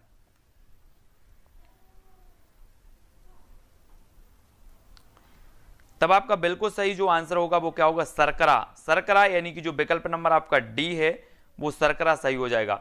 चावल और गेहूं से प्राप्त स्टार्च का बहुलक होता है शर्करा, डी नंबर।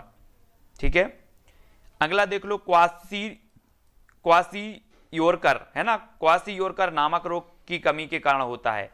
किसकी कमी के कारण होता है? प्रोटीन की कमी के कारण, या फिर विटामिन की कमी के कारण, आयोडीन की, या फिर कार्बोहाइड्रेट?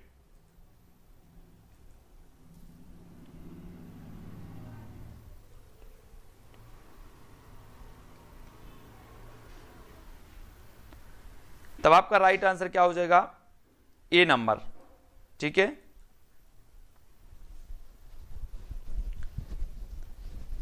अगला देख लो, भारत के किस राज्य में पानी पंचायत प्रारंभ हुई है? महाराष्ट्र, केरल, मध्य प्रदेश या राजस्थान? भारत के किस राज्य में पानी पंचायत प्रारंभ हुई? महाराष्ट्र में हुई, केरल में हुई, मध्य प्रदेश में हुई, या फिर राजस्थान में हुई पानी पंचायत?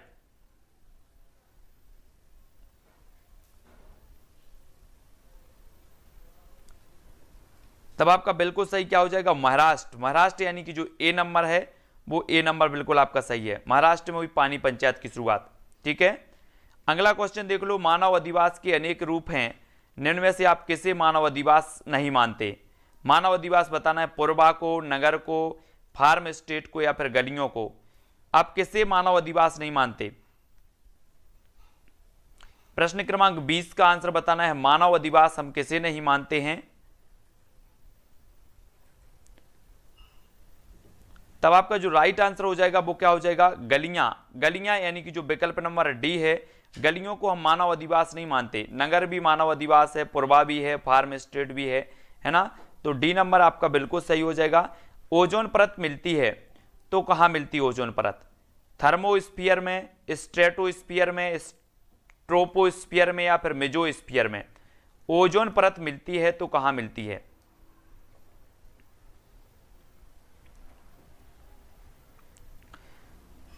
तब आपका राइट आंसर होगा स्ट्रेटोस्फीयर। स्ट्रेटोस्फीयर यानी कि जो विकल्प नंबर वी बिल्कुल सही हो जाएगा। ठीक है, समताप मंडल।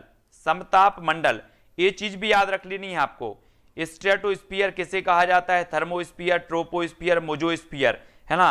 क्योंकि इस प्रकार से भी क्वेश्चन पूछे जाते हैं, तो ये चीज भी याद रखनी है। आयन मंडल को क्या कहा जाता है? क्षोभ मंडल को क्या कहा जाता है? समताप मंडल को क्या कहा जाता है?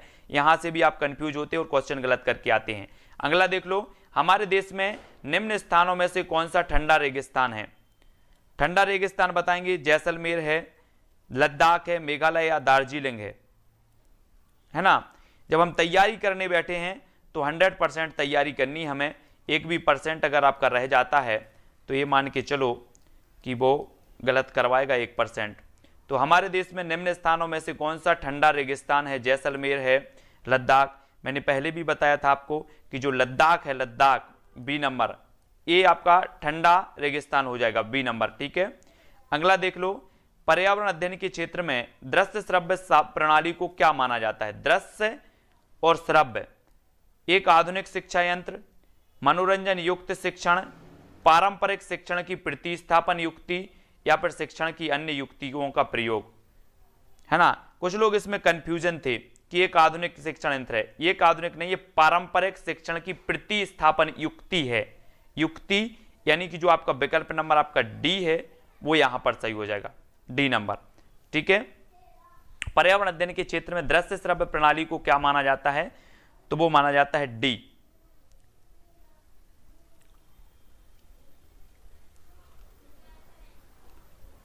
अगला क्वेश्चन देखो, निम्न में से कौन एक श्रेणी श्रव्य सामग्री के अंतर्गत आती है? श्रव्य सामग्री बताना ही हमें। तो रेडियो चित्र मानचित्र, radio tape recorder telephone, radio tape recorder चित्र, या दूरदर्शन चलचित्र टेलीफोन? निम्न में से कौन एक श्रेणी श्रव्य सामग्री के अंतर्गत आती? श्रव्य,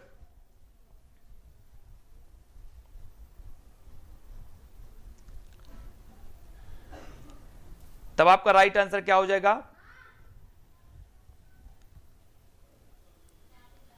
तो आपका हो जाएगा radio, tape recorder, telephone. Radio, tape recorder और टेलीफोन, है ना, ये आपके श्रव्य के अंतर्गत आएंगे, श्रव्य सामग्री के अंतर्गत।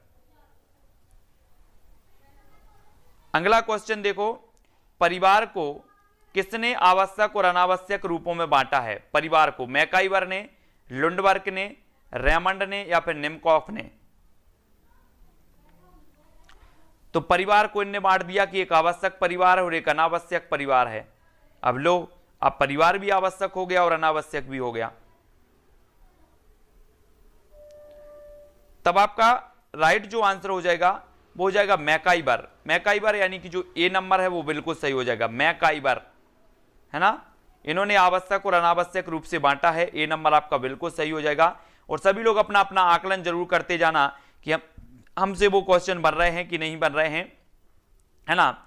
और बताना है निम्न में से कौन सी एक विधि विद्यार्थियों में अभिप्रेरक का कार्य करती है? अभिप्रेरक का कार्य बताना है आपको, एडजस्ट विधि, भ्रमण विधि, कहानी विधि या फिर दत्तकार विधि। कौन सी विधि है जो अभिप्रेरक का कार्य करती है? सभी लोग बताएंगे, है ना। और अपना वीडियो के पेपर के 4-5 दिन पहले से अपना फाइनल रिवीजन चालू हो जाएगा, ठीक है। तो उसमें भी अपन को पढ़ने में आएंगे, बिल्कुल भी चिंता करने की बात नहीं है। और दत्तकार विधि आपका डी नंबर बिल्कुल सही हो जाएगा, डी नंबर। ये जो विधि है वो अभिप्रेरक का कार्य करती है, दत्तकार विधि, है ना, डी नंबर। कहानी नहीं करती, दत्तकार विधि आपका जो असाइनमेंट वाली जो विधि होती है ना, जो असाइनमेंट दिए जाते हैं आपको, जो वर्क क्लास के अंदर जो वो होते हैं, तो वो नंबर है, वही है दत्तकार, डी नंबर। निम्न में से किस आयोग ने पर्यावरण शिक्षा को औपचारिक धारा से जोड़ने की सिफारिश की है? औपचारिक धारा से, तो कोठारी आयोग ने, सरकारी आयोग ने, शाह आयोग ने या फिर लोढ़ा आयोग ने?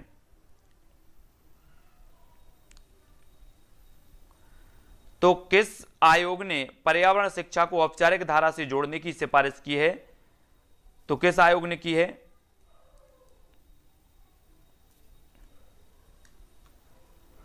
तो बिल्कुल राइट आंसर है कोठारी आयोग। याद रख लेना, कोठारी आयोग ने पर्यावरण शिक्षा को औपचारिक धारा से जोड़ने की सिफारिश की है। ए नंबर आपका बिल्कुल सही हो जाएगा, ठीक है। अगला देख लो, पर्यावरण को व्यापक रूप से क्षति किससे पहुंचती है? बांध निर्माण से, सड़क निर्माण से, खनन से या फिर सभी से? तो किससे पहुंचती है पर्यावरण को? तब आपका बिल्कुल सही आंसर क्या है? सभी, यानी कि सड़क निर्माण से भी, बांध से भी, खनन से भी, यानी सभी कार आपके बिल्कुल सही हो जाएंगे, ठीक है, डी नंबर। अगला क्वेश्चन देख लो, क्षार का पीएच मान होता है तो क्या होता है? 7, 6, 7 से कम या 7 से अधिक? क्षार का पीएच मान बताना है।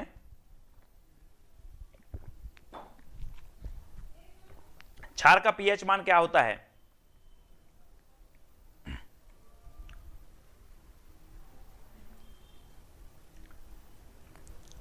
तब बिल्कुल सही आंसर क्या हो जाएगा? 7 से अधिक। 7 से अधिक यानी कि जो विकल्प नंबर डी है वो डी नंबर सही हो जाएगा, 7 से अधिक, ठीक है। अगला देख लो, अमरबेल किसका उदाहरण है? अमरबेल, औ स्तंभ जड़ का, स्तंभ जड़ का, रेशेदार जड़ का या परजीवी जड़ का? तो अमरबेल किसका उदाहरण माना जाता है? तब आपका बिल्कुल सही आंसर क्या हो जाएगा, है ना, आंसर हो जाएगा परजीवी। परजीवी यानी कि जो विकल्प नंबर आपका डी है, परजीवी सही हो जाएगा यहां पर। अमरबेल किसका उदाहरण है? तो परजीवी का उदाहरण है, डी नंबर। अगला देख लो, अगला जो अपना क्वेश्चन हो जाएगा वो क्या हो जाएगा? एलिसा टेस्ट किस रोग की पहचान हेतु किया जाता है? एड्स की, पोलियो की, कैंसर या फिर ये सभी? एलिसा टेस्ट बताना है, ये किस रोग की पहचान हेतु किया जाता है?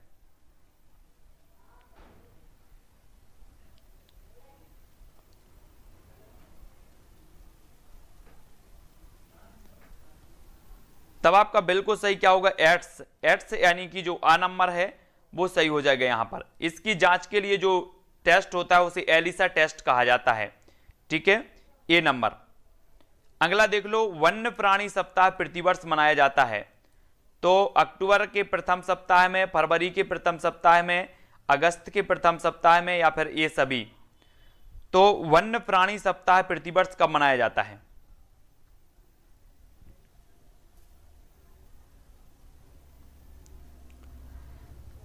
तब अधिकांश लोगों ने जो उत्तर बता दिया है वो बता दिया अक्टूबर के प्रथम सप्ताह है, यानी कि जो विकल्प नंबर आपका आ है वो यहां पर सही हो जाएगा। ठीक है, अगला देखो, किस राष्ट्रीय उद्यान को पूर्व में हेली के नाम से जाना जाता था? वो कौन सा राष्ट्रीय उद्यान है जो भारत का प्रथम राष्ट्रीय उद्यान होने का गौरव भी जिसे प्राप्त है, और वो उत्तराखंड में है ना? वो राष्ट्रीय उद्यान कौन सा है? दुधवा है, जिम कार्बेट है, कान्हा किसली है, या फिर ये सभी हैं? तो सभी को पता है जिम कार्बेट, यानी कि जो विकल्प नंबर बी है वो बिल्कुल सही हो जाएगा, है ना? मध्य प्रदेश में टाइगर प्रोजेक्ट प्रारंभ किया गया तो कान्हा किसली से प्रारंभ किया गया। ठीक है, दुधवा राष्ट्रीय उद्यान एक कई बार पूछा गया है, उत्तर प्रदेश में दुधवा, है ना? जिम कार्बेट उत्तराखंड में है। अगला क्वेश्चन देखो, भारत के किस क्षेत्र में अधिक भूस्खलन की घटनाएं होती हैं? उत्तरी घाट में होती हैं, हिमालय में होती हैं, पश्चिमी घाट में होती हैं, इनमें से कोई नहीं। तो भारत के किस क्षेत्र में होती है सबसे अधिक भूस्खलन की घटनाएं? भूस्खलन बताना है तो सभी लोगों को पता है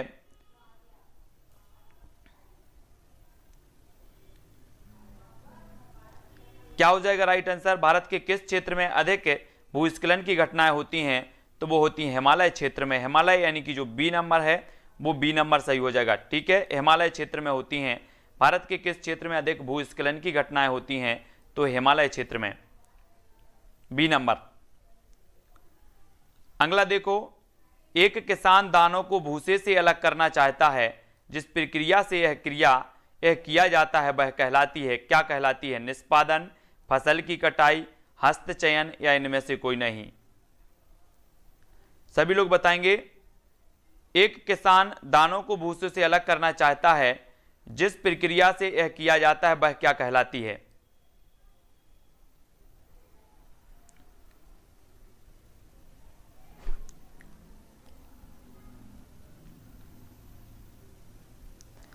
तब आपका निष्पादन, यानी कि जो विकल्प नंबर 1 है वो निष्पादन बिल्कुल सही हो जाएगा, निष्पादन। ठीक है, 1 नंबर। नेक्स्ट देख लो, ठोस द्रव गैस किसकी अवस्थाएं हैं? ठोस द्रव गैस हम बचपन से ही पढ़ते आ रहे हैं, है ना? 6वीं में पहुंचे और सबसे पहले ही अध्याय था पदार्थ, है ना? तो पदार्थ से संबंधित पढ़े और पढ़ लिया कि जो पदार्थ की अवस्थाएं होती हैं, पदार्थ 3 अवस्थाओं में पाया जाता है, एक तो ठोस में, द्रव में और गैस में। और राइट आंसर आपका क्या हो जाएगा? पदार्थ, यानी कि जो विकल्प नंबर 1 है वो बिल्कुल सही हो जाएगा, 1 नंबर। ठीक है, अगला देख लो, बेसिक शिक्षा के लिए सर्वप्रथम किसने आंदोलन छेड़ा था? जवाहरलाल नेहरू ने, महात्मा गांधी ने, मदन मोहन मालवीय, या फिर एनी बेसेंट ने? तो आपको बेसिक शिक्षा के लिए बताना है कि सर्वप्रथम किसने आंदोलन छेड़ा था।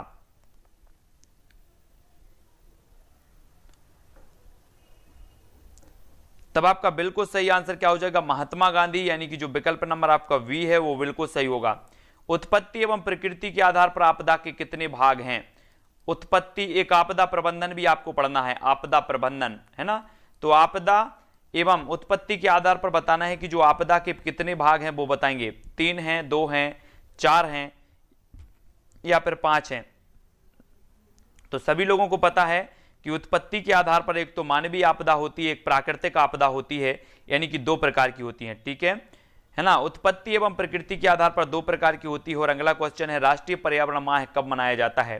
राष्ट्रीय पर्यावरण माह बताना है हमें, ये कब मनाया जाता है? 9 अक्टूबर से 10 नवंबर, 19 अक्टूबर से 18 नवंबर, 19 सितंबर से 18 नवंबर, या फिर ये सभी? तो राष्ट्रीय पर्यावरण माह कब मनाया जाता है?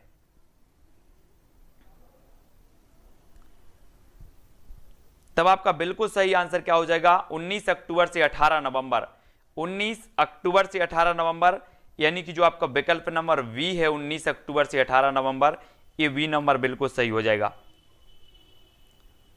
अगला देख लो, भारत में पर्यावरण शिक्षा केंद्र की स्थापना कहां हुई थी? पर्यावरण शिक्षा केंद्र की, ये अच्छे से बताना, सभी लोगों को पता है। क्या होगा उत्तर? हैदराबाद में, अहमदाबाद में, सिकंदराबाद, या इलाहाबाद में? तो पर्यावरण शिक्षा केंद्र की जो स्थापना हुई थी, प्रश्न क्रमांक 9 और 9 का जो उत्तर आपने बताया है कि ये हुई थी अहमदाबाद। अहमदाबाद, यानी कि जो विकल्प नंबर आपका वी है वो बिल्कुल सही हो जाएगा। यहां पर पर्यावरण शिक्षा केंद्र की स्थापना हुई, बी नंबर बिल्कुल सही है ना? अगला क्वेश्चन देख लो, निम्न में से कौन सा पादप उत्पाद साबुन का विस्थापन है? साबुन का विस्थापन है तो कौन सा है? रुद्राक्ष है, रीठा है, तेंदू है, या फिर सभी है ना? सभी नहीं लगा देना, कुछ लोग तो सभी ही लगा देंगे। सभी नहीं है, थोड़ा सा अपन को पढ़ना है, और उत्तर होगा रीठा। रीठा यानी कि जो बी नंबर है वो यहां पर सही होगा, रीठा। ठीक है, अगला देख लो। अगला है संरक्षण और विनाश पुस्तक के लेखक कौन है? संरक्षण और विनाश बताना है। वंदना सिबा हैं, सरला बहन हैं, रस्किन बॉन्ड हैं, या इनमें से कोई नहीं। तो संरक्षण और विनाश पुस्तक की जो लेखिका हैं वो कौन है?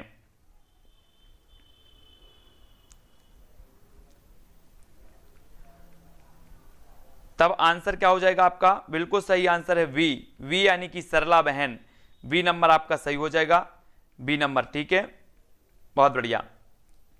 अगला देख लो। जनसंख्या की सघनता के आधार पर अधिवासों को कितने भागों में बांटा गया? अधिवासों को 3, 2, 4 या इनमें से कोई नहीं। जनसंख्या की सघनता के आधार पर बताना है कि अधिवासों को कितने आधारों पर बांटा गया है।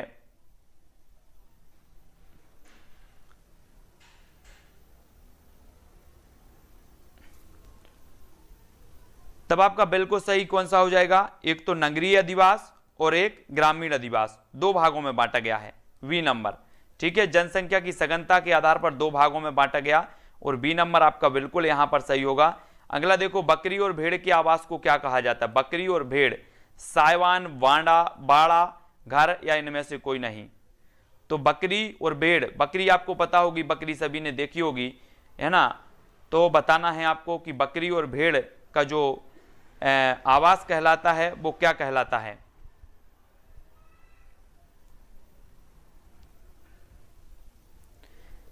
तब आपका बिल्कुल सही आंसर क्या हो जाएगा? बाड़ा। वाड़ा यानी कि जो विकल्प नंबर वी है, बाड़ा बिल्कुल सही हो जाएगा। बकरी और भेड़ के आवास को कहा जाता है बाड़ा। और अगला क्वेश्चन देखो, निम्न में से कौन सा जीव समूह में रहता है? बिच्छू रहता है, केंचुआ रहता है, दीमक, या इनमें से कोई नहीं। समूह में बताना है ना। तो समूह में जो रहता है वो कौन सा रहता है? सभी को पता है कि बिच्छू नहीं रहता, केंचुआ भी नहीं रहता, तो रहता कौन है समूह में? वो रहता है दीमक, है ना। चींटी भी समूह में रहती है, दीमक भी समूह में रहता है। तो आपका जो सा नंबर है, सी नंबर, बिल्कुल यहां पर राइट आंसर होगा। और अगला क्वेश्चन है आपकी स्क्रीन पर, निम्न में से कौन सा अस्थायी आवास का प्रकार नहीं है? अस्थायी आवास का प्रकार नहीं है बताना है ना। आवास होते हैं, कुछ स्थायी आवास होते हैं, कुछ अस्थायी आवास होते हैं, और अस्थायी आवास का प्रकार नहीं है बताना है। तो झोपड़ी है, इग्लू है, कैंप है, इनमें से कोई नहीं है। तो कौन सा नहीं है?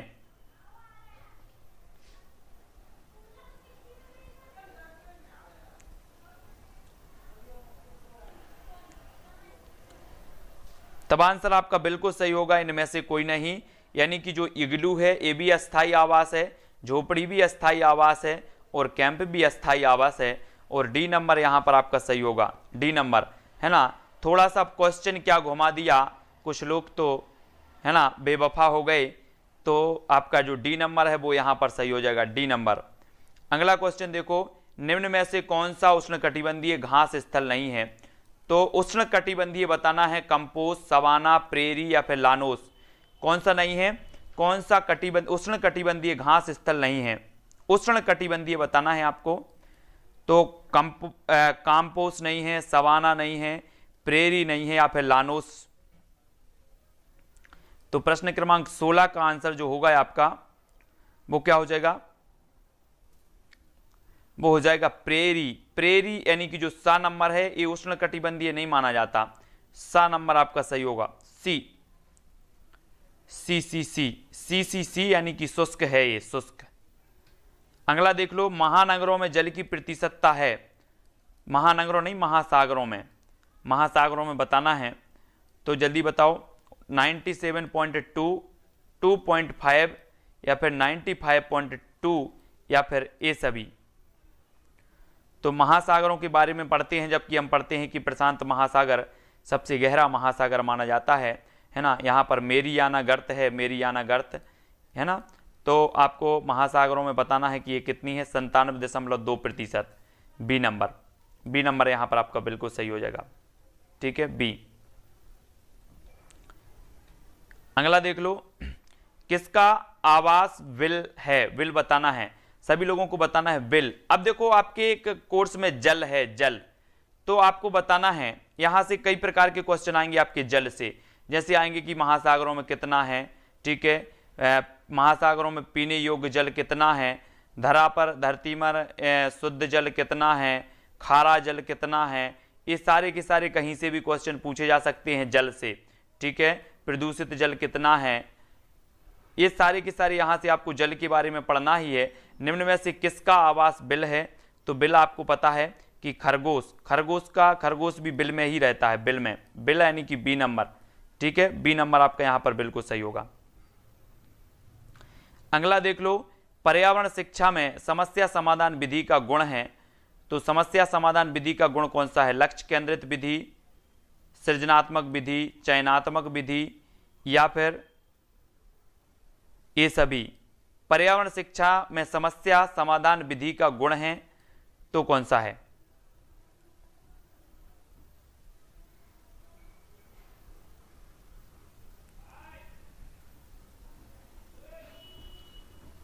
तब आपका राइट आंसर क्या हो जाएगा, ए सभी यानी कि डी नंबर आपका सही है, डी नंबर, ठीक है। ये लक्ष्य केंद्रित विधि भी है, सृजनात्मक है, चयनात्मक है।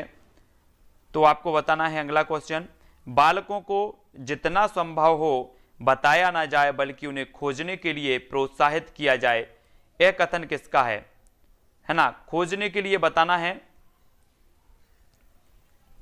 जितना संभव हो बताया ना जाए,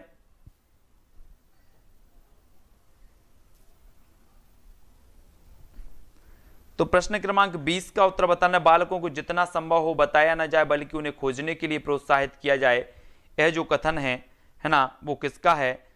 तो जल्दी से आपको बताना है, पिछले वीडियो में अपने स्पेंसर पढ़ लिया था, है ना, और स्पेंसर इसमें दिया था, जबकि इसका उत्तर क्या है, आर्मस्ट्रांग, ये नंबर इसका सही है। स्पेंसर अपन ने पढ़ लिया था, तो स्पेंसर में आप ऐसा कर दो, कैसा, ऐसा कर दो, ऐसा। आर्मस्ट्रांग जो है ये माने जाते हैं खोज विधि की, और खोजने की बात यही करेंगे, तो ये नंबर यहाँ पर आपका सही हो जाएगा, ठीक है। इसमें ऐसा कर दो, ऐसा। अगला देख लो, अगला है कौन सा, किस विद्वान का मानना था कि बालकों को सिखाने के लिए कहानी विधि शिक्षण की सर्वोत्तम विधि है। कहानी विधि बताना है, किस विद्वान का मानना था कि बालकों को सिखाने के लिए कहानी विधि शिक्षण की सर्वोत्तम विधि है।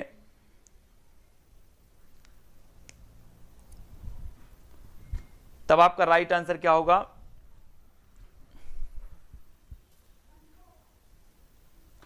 आंसर हो जाएगा प्लेटो। प्लेटो साहब मान रहे हैं, यानी कि बी नंबर यहां पर सही हो जाएगा। किस विद्वान का मानना था कि बालकों को सिखाने के लिए कहानी विधि शिक्षण की सर्वोत्तम विधि है, तो वो मानना था प्लेटो साहब का, प्लेटो।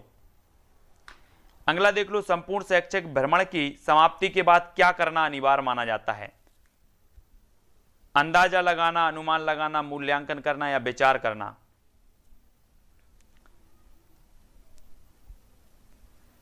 तब आपका 22 का आंसर क्या होगा, 22। अंदाजा लगाना, अनुमान लगाना, मूल्यांकन करना या विचार करना, और राइट आंसर जो हो जाएगा आपका मूल्यांकन। मूल्यांकन यानी कि जो विकल्प नंबर आपका सा है वो यहां पर सी नंबर सही हो जाएगा, ठीक है। मूल्यांकन, संपूर्ण शैक्षिक भ्रमण की समाप्ति के बाद क्या करना अनिवार्य माना जाता है, तो मूल्यांकन करना अनिवार्य माना जाता है, यानी कि सी नंबर आपका सही होगा। और अगला क्वेश्चन है, प्राथमिक स्तर पर पर्यावरण अध्ययन में शामिल है तो क्या शामिल है, प्राथमिक स्तर पर पर्यावरण शिक्षा, सामाजिक विज्ञान, प्राकृतिक विज्ञान या फिर ये सभी।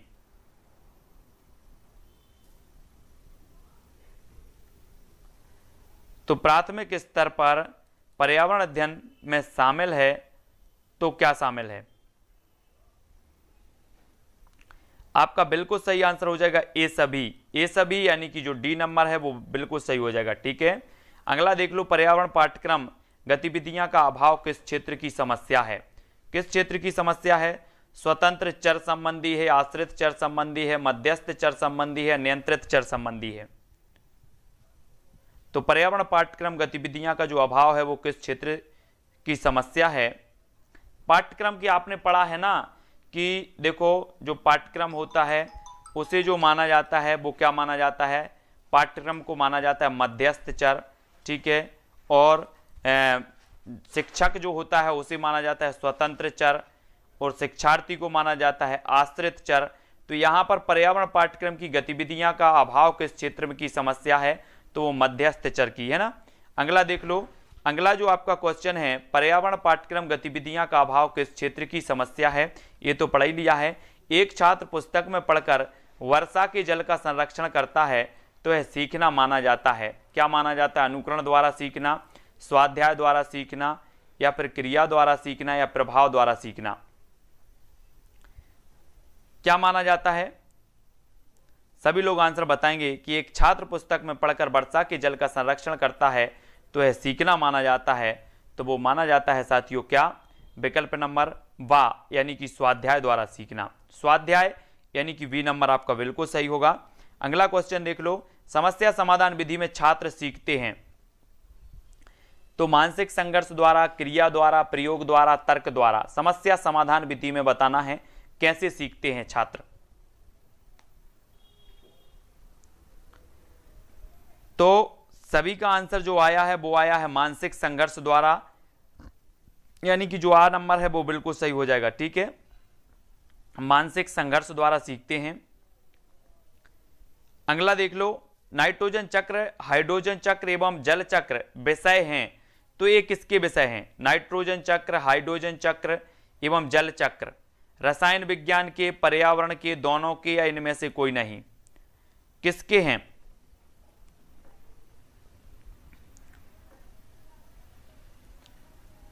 तब आपका सही आंसर क्या होगा कि रसायन विज्ञान के भी हैं और पर्यावरण के भी हैं, यानी कि जो विकल्प नंबर आपका सा है, सी नंबर, वो सही हो जाएगा, सी नंबर। अगला देख लो, जैवमंडल की खोज की थी तो किसने की थी? वुडवर्थ ने की थी, एडवर्ड ने की थी, किसने की थी जैवमंडल की खोज?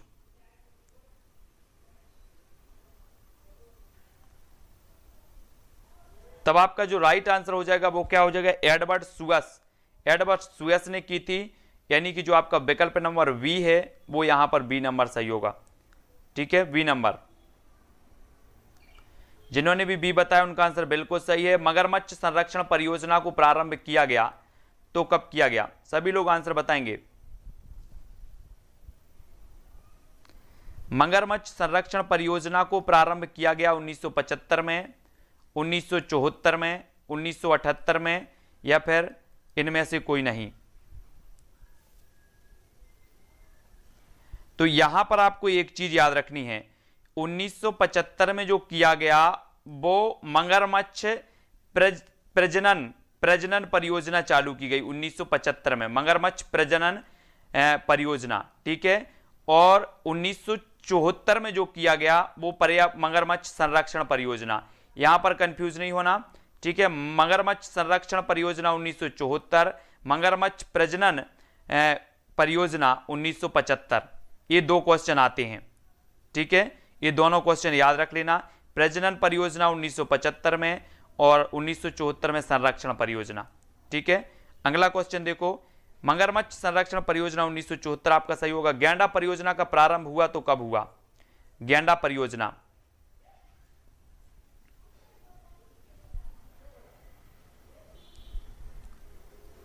1975, 1987, 1978 या 1989? गैंडा परियोजना आपको बताना है। ये परियोजनाएं भी हम एक वीडियो लाएंगे आपको कि गैंडा परियोजना कब हुई, हाथी परियोजना कब हुई, बाघ परियोजना कब इसकी प्रारंभ हुआ, ये लाएंगे परियोजना, क्योंकि इससे भी एक आध क्वेश्चन आपसे पूछ लिया जाए। तो उत्तर होगा 1987, यानी कि बी नंबर यहां पर बिल्कुल सही हो जाएगा। गैंडा परियोजना का प्रारंभ हुआ था 1987 में। ठीक है, वी नंबर। अगला देख लेते हैं। अगला जो आपका क्वेश्चन है, मध्य प्रदेश के किस राष्ट्रीय उद्यान को सबसे पहले प्रोजेक्ट टाइगर में शामिल किया गया? कान्हा किसली को, बांधवगढ़ को, सतपुड़ा को, या फिर पेंच को?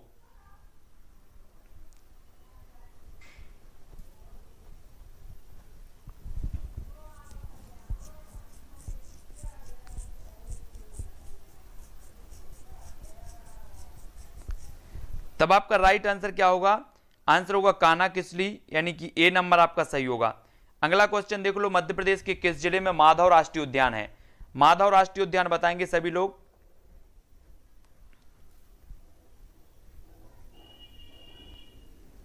शिवपुरी में, मंडला में, होशंगाबाद में, या फिर पन्ना में? तो मध्य प्रदेश के किस जिले में माधव राष्ट्रीय उद्यान है तब आपका जो आंसर हो जाएगा वो क्या हो जाएगा, शिवपुरी, यानी कि जो विकल्प नंबर जो आ है वो इसका सही हो जाएगा, शिवपुरी में। ठीक है, ए नंबर।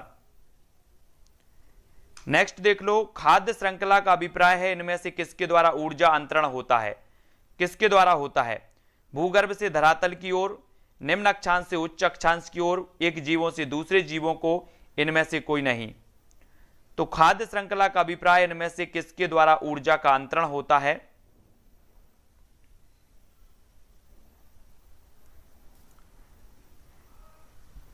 तब आपका बिल्कुल सही आंसर होगा सा, एक जीवों से दूसरे जीवों में, है ना, सी नंबर बिल्कुल सही होगा। अगला देख लो, पर्यावरण का अजैव अवयव है तो कौन सा है, पर्यावरण का अजैव, वनस्पति है, जानवर है, वायु है, इनमें से कोई नहीं। तो अजैव अवयव कौन सा है,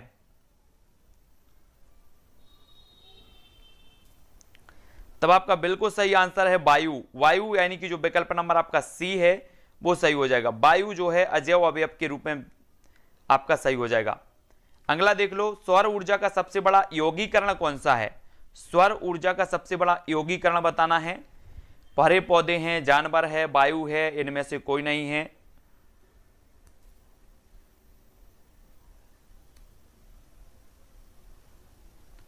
तब आपका बिल्कुल सही आंसर क्या हो जाएगा, हरे पौधे। हरे पौधे यानी कि जो विकल्प नंबर आ है वो सही हो जाएगा। हरे पौधे सौर ऊर्जा का सबसे बड़ा यौगिकरण माना जाता है।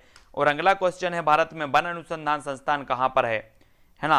ये ऐसे क्वेश्चन हैं जो आपको रट गए हैं दोस्तों, जो महत्वपूर्ण चीजें हैं पर्यावरण की वो पढ़ पढ़ के आपको इतने रट गए हैं कि आप गलत नहीं कर पाएंगे। यानी कि देहरादून आपका सही हो जाएगा, है ना। वन अनुसंधान केंद्र, पर्यावरण अनुसंधान केंद्र आप समझ गए होंगे कि जो पर्यावरण अनुसंधान केंद्र है वो नागपुर में है और वन अनुसंधान केंद्र देहरादून में है। ठीक है, ये दोनों में कंफ्यूजन था बहुत सारे लोगों में, तो ये समझ जाना।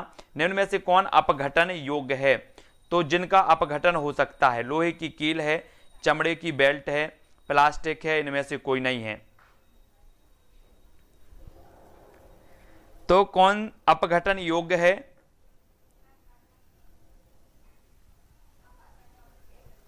तो आपका बिल्कुल सही क्या हो जाएगा, चमड़े का बेल्ट। प्लास्टिक ये अपघटित नहीं होता, लोहे की कील भी नहीं होगी, चमड़े का बेल्ट यानी कि जो बी नंबर है वो आपका सही हो, इसका अपघटन हो सकता है। ठीक है, अगला देख लो, राष्ट्रीय वानस्पतिक उद्यान कहां पर स्थित है, वानस्पतिक बताना है। कोलकाता में है, लखनऊ में, बेंगलोर या इनमें से कोई नहीं। तो वानस्पतिक उद्यान कहां पर स्थित है,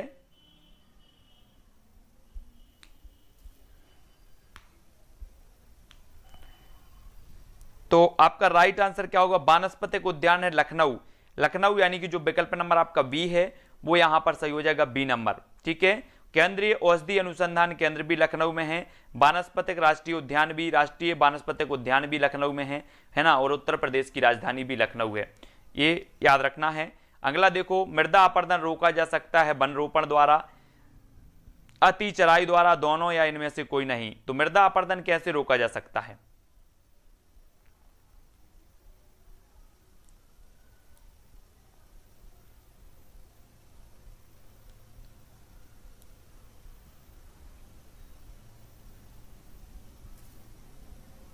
तब आपका आंसर क्या हो जाएगा,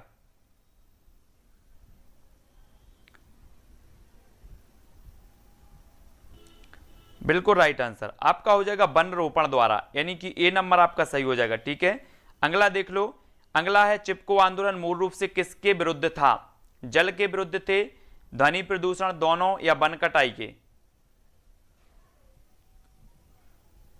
चिपको आंदोलन मूल रूप से किसके विरुद्ध था,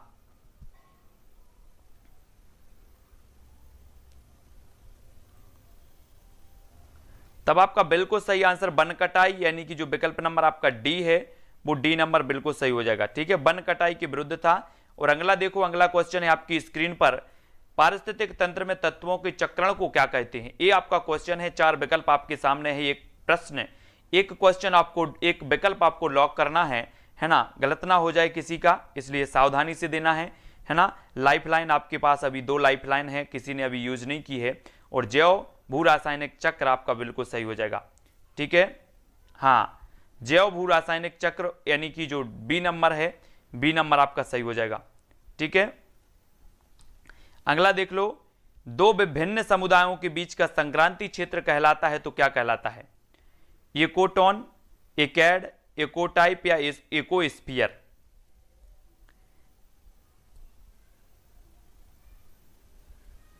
तो आपका बिल्कुल सही आंसर होगा इकोटोन। दो भिन्न समुदायों के बीच संक्रांति क्षेत्र जो कहलाता है वो इकोटोन कहलाता है, यानी कि जो आपका विकल्प नंबर डी है वो बिल्कुल सही हो जाएगा, डी नंबर।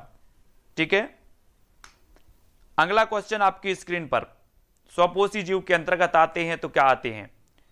मानव, हरे पौधे, शेर या फिर खरगोश, कौन से आते हैं? सभी लोगों को बताना है। अभी भी आप अपने घर पे फोन लगा सकते हो, पूछ सकते हो। तो उत्तर क्या हो जाएगा? स्वपोषी जीव जो कहलाते हैं, जो अपना भोजन स्वयं बनाते हैं, जो अपना भोजन स्वयं बनाते हैं वो क्या कहलाते हैं? स्वपोषी जीव कहलाते हैं। तो आपका बिल्कुल राइट आंसर क्या हो जाएगा? हरे पौधे। हरे पौधे यानी कि जो विकल्प नंबर बी है वो आपका सही हो जाएगा। ठीक है, स्वपोषी जीव के अंतर्गत आते हरे पौधे। और अगला क्वेश्चन देखो, अगला जो आपका क्वेश्चन है, टिड्डा पौधे के किस भाग को खाता है? टिड्डा, टिड्डा देखा होगा आपने, जल्दी से बताना है। टिड्डा पौधे के किस भाग को खाते हैं? फल को खाते हैं, पत्ती को खाते हैं या फिर तना को खाते हैं? टिड्डा जानते होंगे आप लोग, गांव में रहते होंगे तो टिड्डा है ना, जब हम लोग गांव में रहते थे और छोटे छोटे थे तो टिड्डा को पकड़ते थे। तो टिड्डा पौधे के किस भाग को खाते थे? तो पत्ती। पत्ती आपका बिल्कुल सही हो जाएगा, पत्ती यानी कि जो पत्ती है वो पत्ती है। ठीक है, हाँ। अगला क्वेश्चन आपका था कि जलीय परितंत्र का अजैविक घटक कौन सा है? तो अजैविक प्रकाश ऊर्जा है ना। हाइड्रिया, कमल, पिस्टिया ये सभी तो जलीय तंत्र के जैविक हैं, लेकिन प्रकाश ऊर्जा यानी कि जो विकल्प नंबर डी है वो यहां पर सही हो जाएगा, डी नंबर। अगला देख लो, यौगिक लवण एवं अम्ल पारिस्थितिकी तंत्र के किस घटक से संबंधित हैं?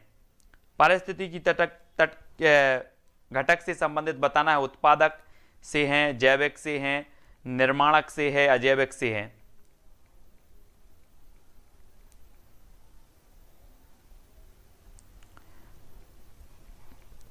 तो यौगिक लवण एवं अम्ल पारिस्थितिकी तंत्र के किस घटक से संबंधित हैं?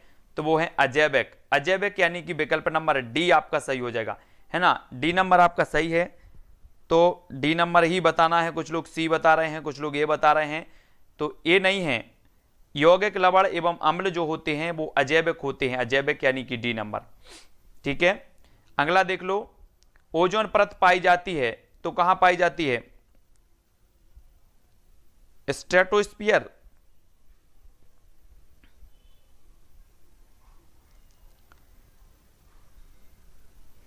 तब आपका बिल्कुल सही आंसर क्या होगा? समताप मंडल।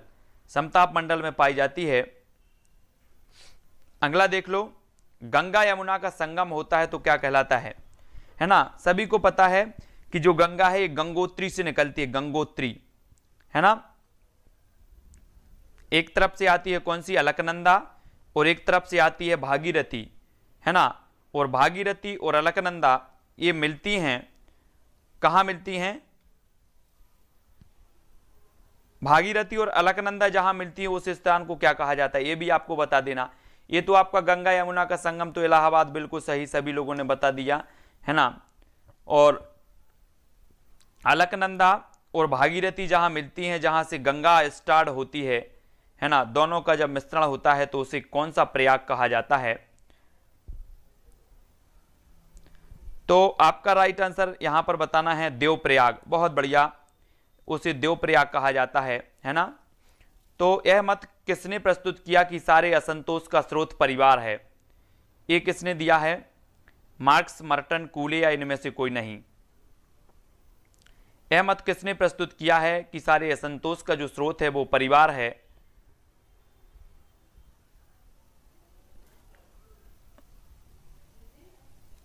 तो ये है मार्क्स। मार्क्स ने किया है, मार्क्स, है ना। तो मार्क्स ने कहा है कि सारे असंतोष का जो जड़ है, जो स्रोत है वो परिवार है ना।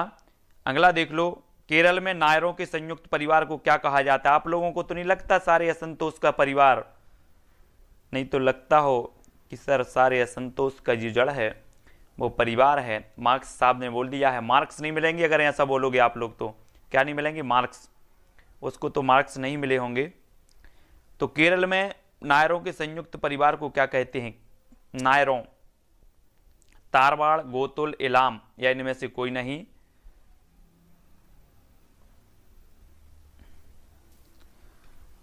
तब आपका राइट आंसर क्या होगा? तारवाड़। तारवाड़ यानी कि जो विकल्प नंबर ए है, एक केरल के नायरों के संयुक्त परिवार को क्या कहते हैं?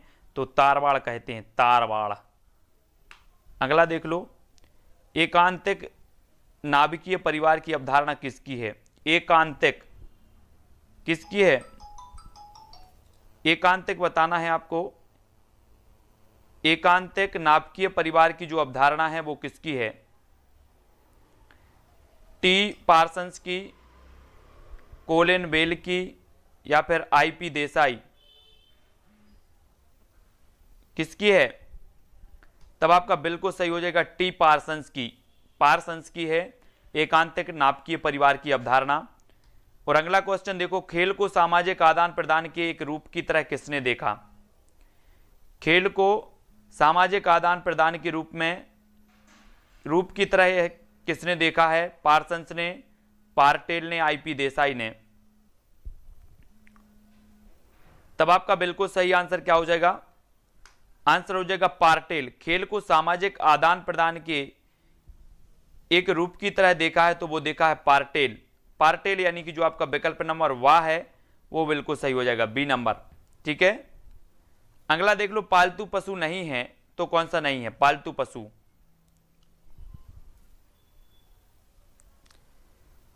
सभी लोग बताएंगे पालतू पशु कौन सा नहीं है। तब आपका बिल्कुल सही आंसर क्या हो जाएगा? इनमें से कोई नहीं, है ना? इनमें से कोई नहीं यानी कि जो विकल्प नंबर डी है वो बिल्कुल सही हो जाएगा, डी नंबर। अगला देख लो, रेगिस्तान का जहाज किसे कहा जाता है? सभी लोगों को तो पता है रेगिस्तान का जहाज, कुछ लोग तो गए होंगे और बैठे भी होंगे। तब आपका राइट आंसर क्या हो जाएगा? आंसर जो आपका हो जाएगा दोस्तों वो हो जाएगा ऊंट। ऊंट यानी कि जो विकल्प नंबर आपका वी है, ऊंट आपका बिल्कुल सही हो जाएगा। ठीक है, रेगिस्तान का जहाज कहा जाता है। और प्रारंभिक मनुष्य निवास करते थे तो कहां करते थे? सरल सरल क्वेश्चन पूछ लिए ले रहे हैं थोड़ा सा, बहुत, है ना? तब आपका राइट आंसर गुफाओं, कंदराओं में, यानी कि जो आ नंबर है वो सही हो जाएगा। आ नंबर बिल्कुल सही है, गुफाओं में, कंदराओं में, ए नंबर।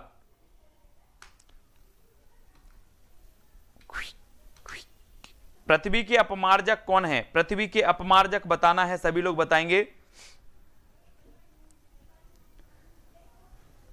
पृथ्वी के अपमार्जक,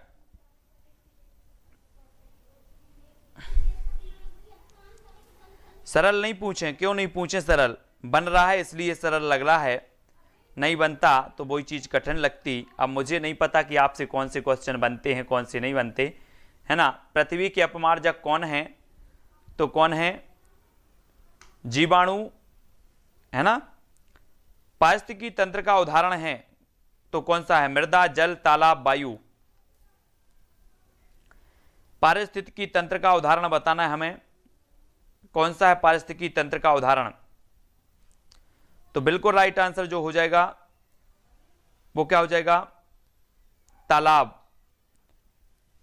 तालाब यानी कि जो आपका सा नंबर है वो सही हो जाएगा।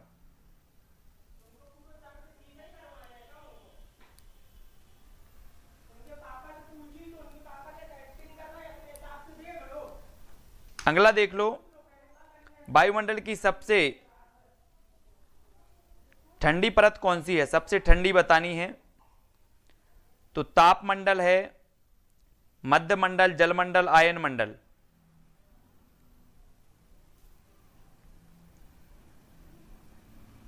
तो ठंडी परत बतानी है, ठंडी।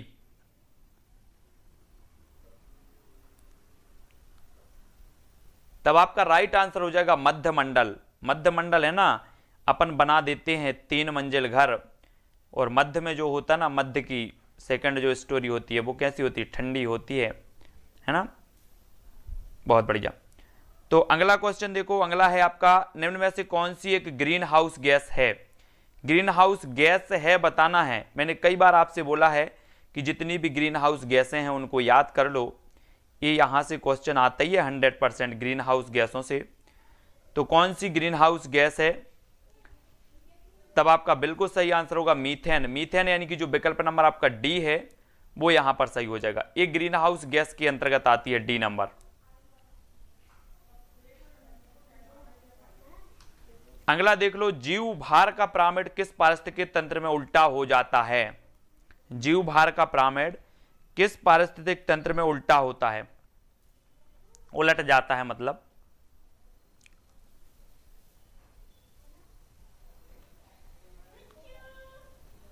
तब आपका बिल्कुल सही आंसर क्या हो जाएगा, तालाब। तालाब के पारिस्थितिकी तंत्र यानी कि जो विकल्प नंबर बी है वो यहां पर सही हो जाएगा। ठीक है, वी नंबर सही है।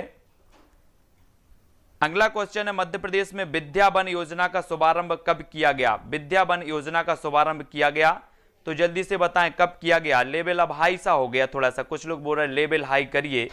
चलिए तो उत्तर बताइए। अब उत्तर आपका क्या हो जाएगा, मध्य प्रदेश में विद्या वन योजना का जो शुभारंभ किया गया वो कब किया गया।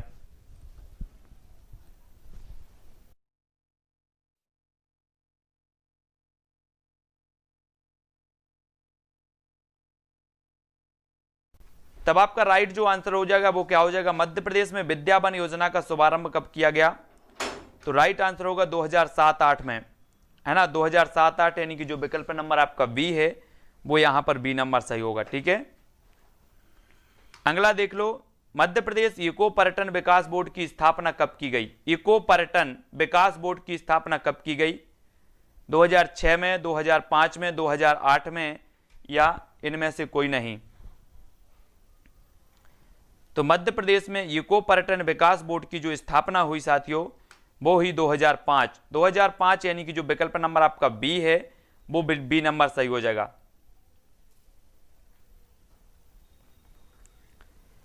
अगला देख लो, मध्य प्रदेश में सामान्यतः किस प्रकार के वन पाए जाते हैं।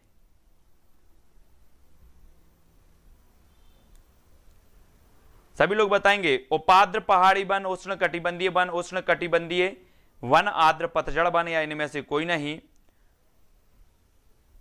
तो राइट आंसर क्या हो जाएगा, मध्य प्रदेश में सामान्यतः किस प्रकार के वन पाए जाते हैं। तब आपका बिल्कुल सही आंसर हो जाएगा उष्ण कटिबंधीय वन। उष्ण कटिबंधीय वन यानी कि जो विकल्प नंबर आपका बी है वो सही हो जाएगा, है ना। मध्य प्रदेश में प्रायः सभी प्रकार के वन पाए जाते हैं, लेकिन अगर बहुतायत से पाए जाते हैं, आसानी से जो मिल जाते हैं वो मिल जाते हैं उष्ण कटिबंधीय, यानी कि जो आपका विकल्प नंबर बी है वो यहां पर सही होगा। जलीय जंतुओं में श्वसन होता है, तो फेफड़ों द्वारा, फुफ्फुस द्वारा, गलफड़ों द्वारा, या इनमें से कोई नहीं। श्वसन कैसे होता है, किसके द्वारा होता है।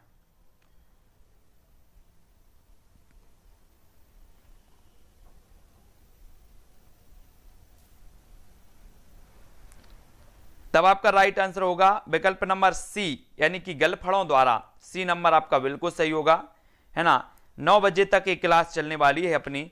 अगला है, भारत में बाल विवाह निरोध अधिनियम किस वर्ष पारित किया गया। बाल विवाह निरोध अधिनियम कब पारित किया गया, 2007 में, 2006 में, 2008 में, या इनमें से कोई नहीं।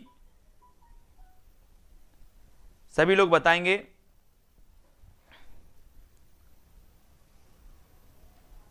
तब आपका सही आंसर हो जाएगा साथियों 2006। 2006 यानी कि जो विकल्प नंबर वी है, वी नंबर वो सही हो जाएगा। यहां पर भारत में बाल विवाह निरोध अधिनियम किस वर्ष पारित किया गया, तो बी नंबर।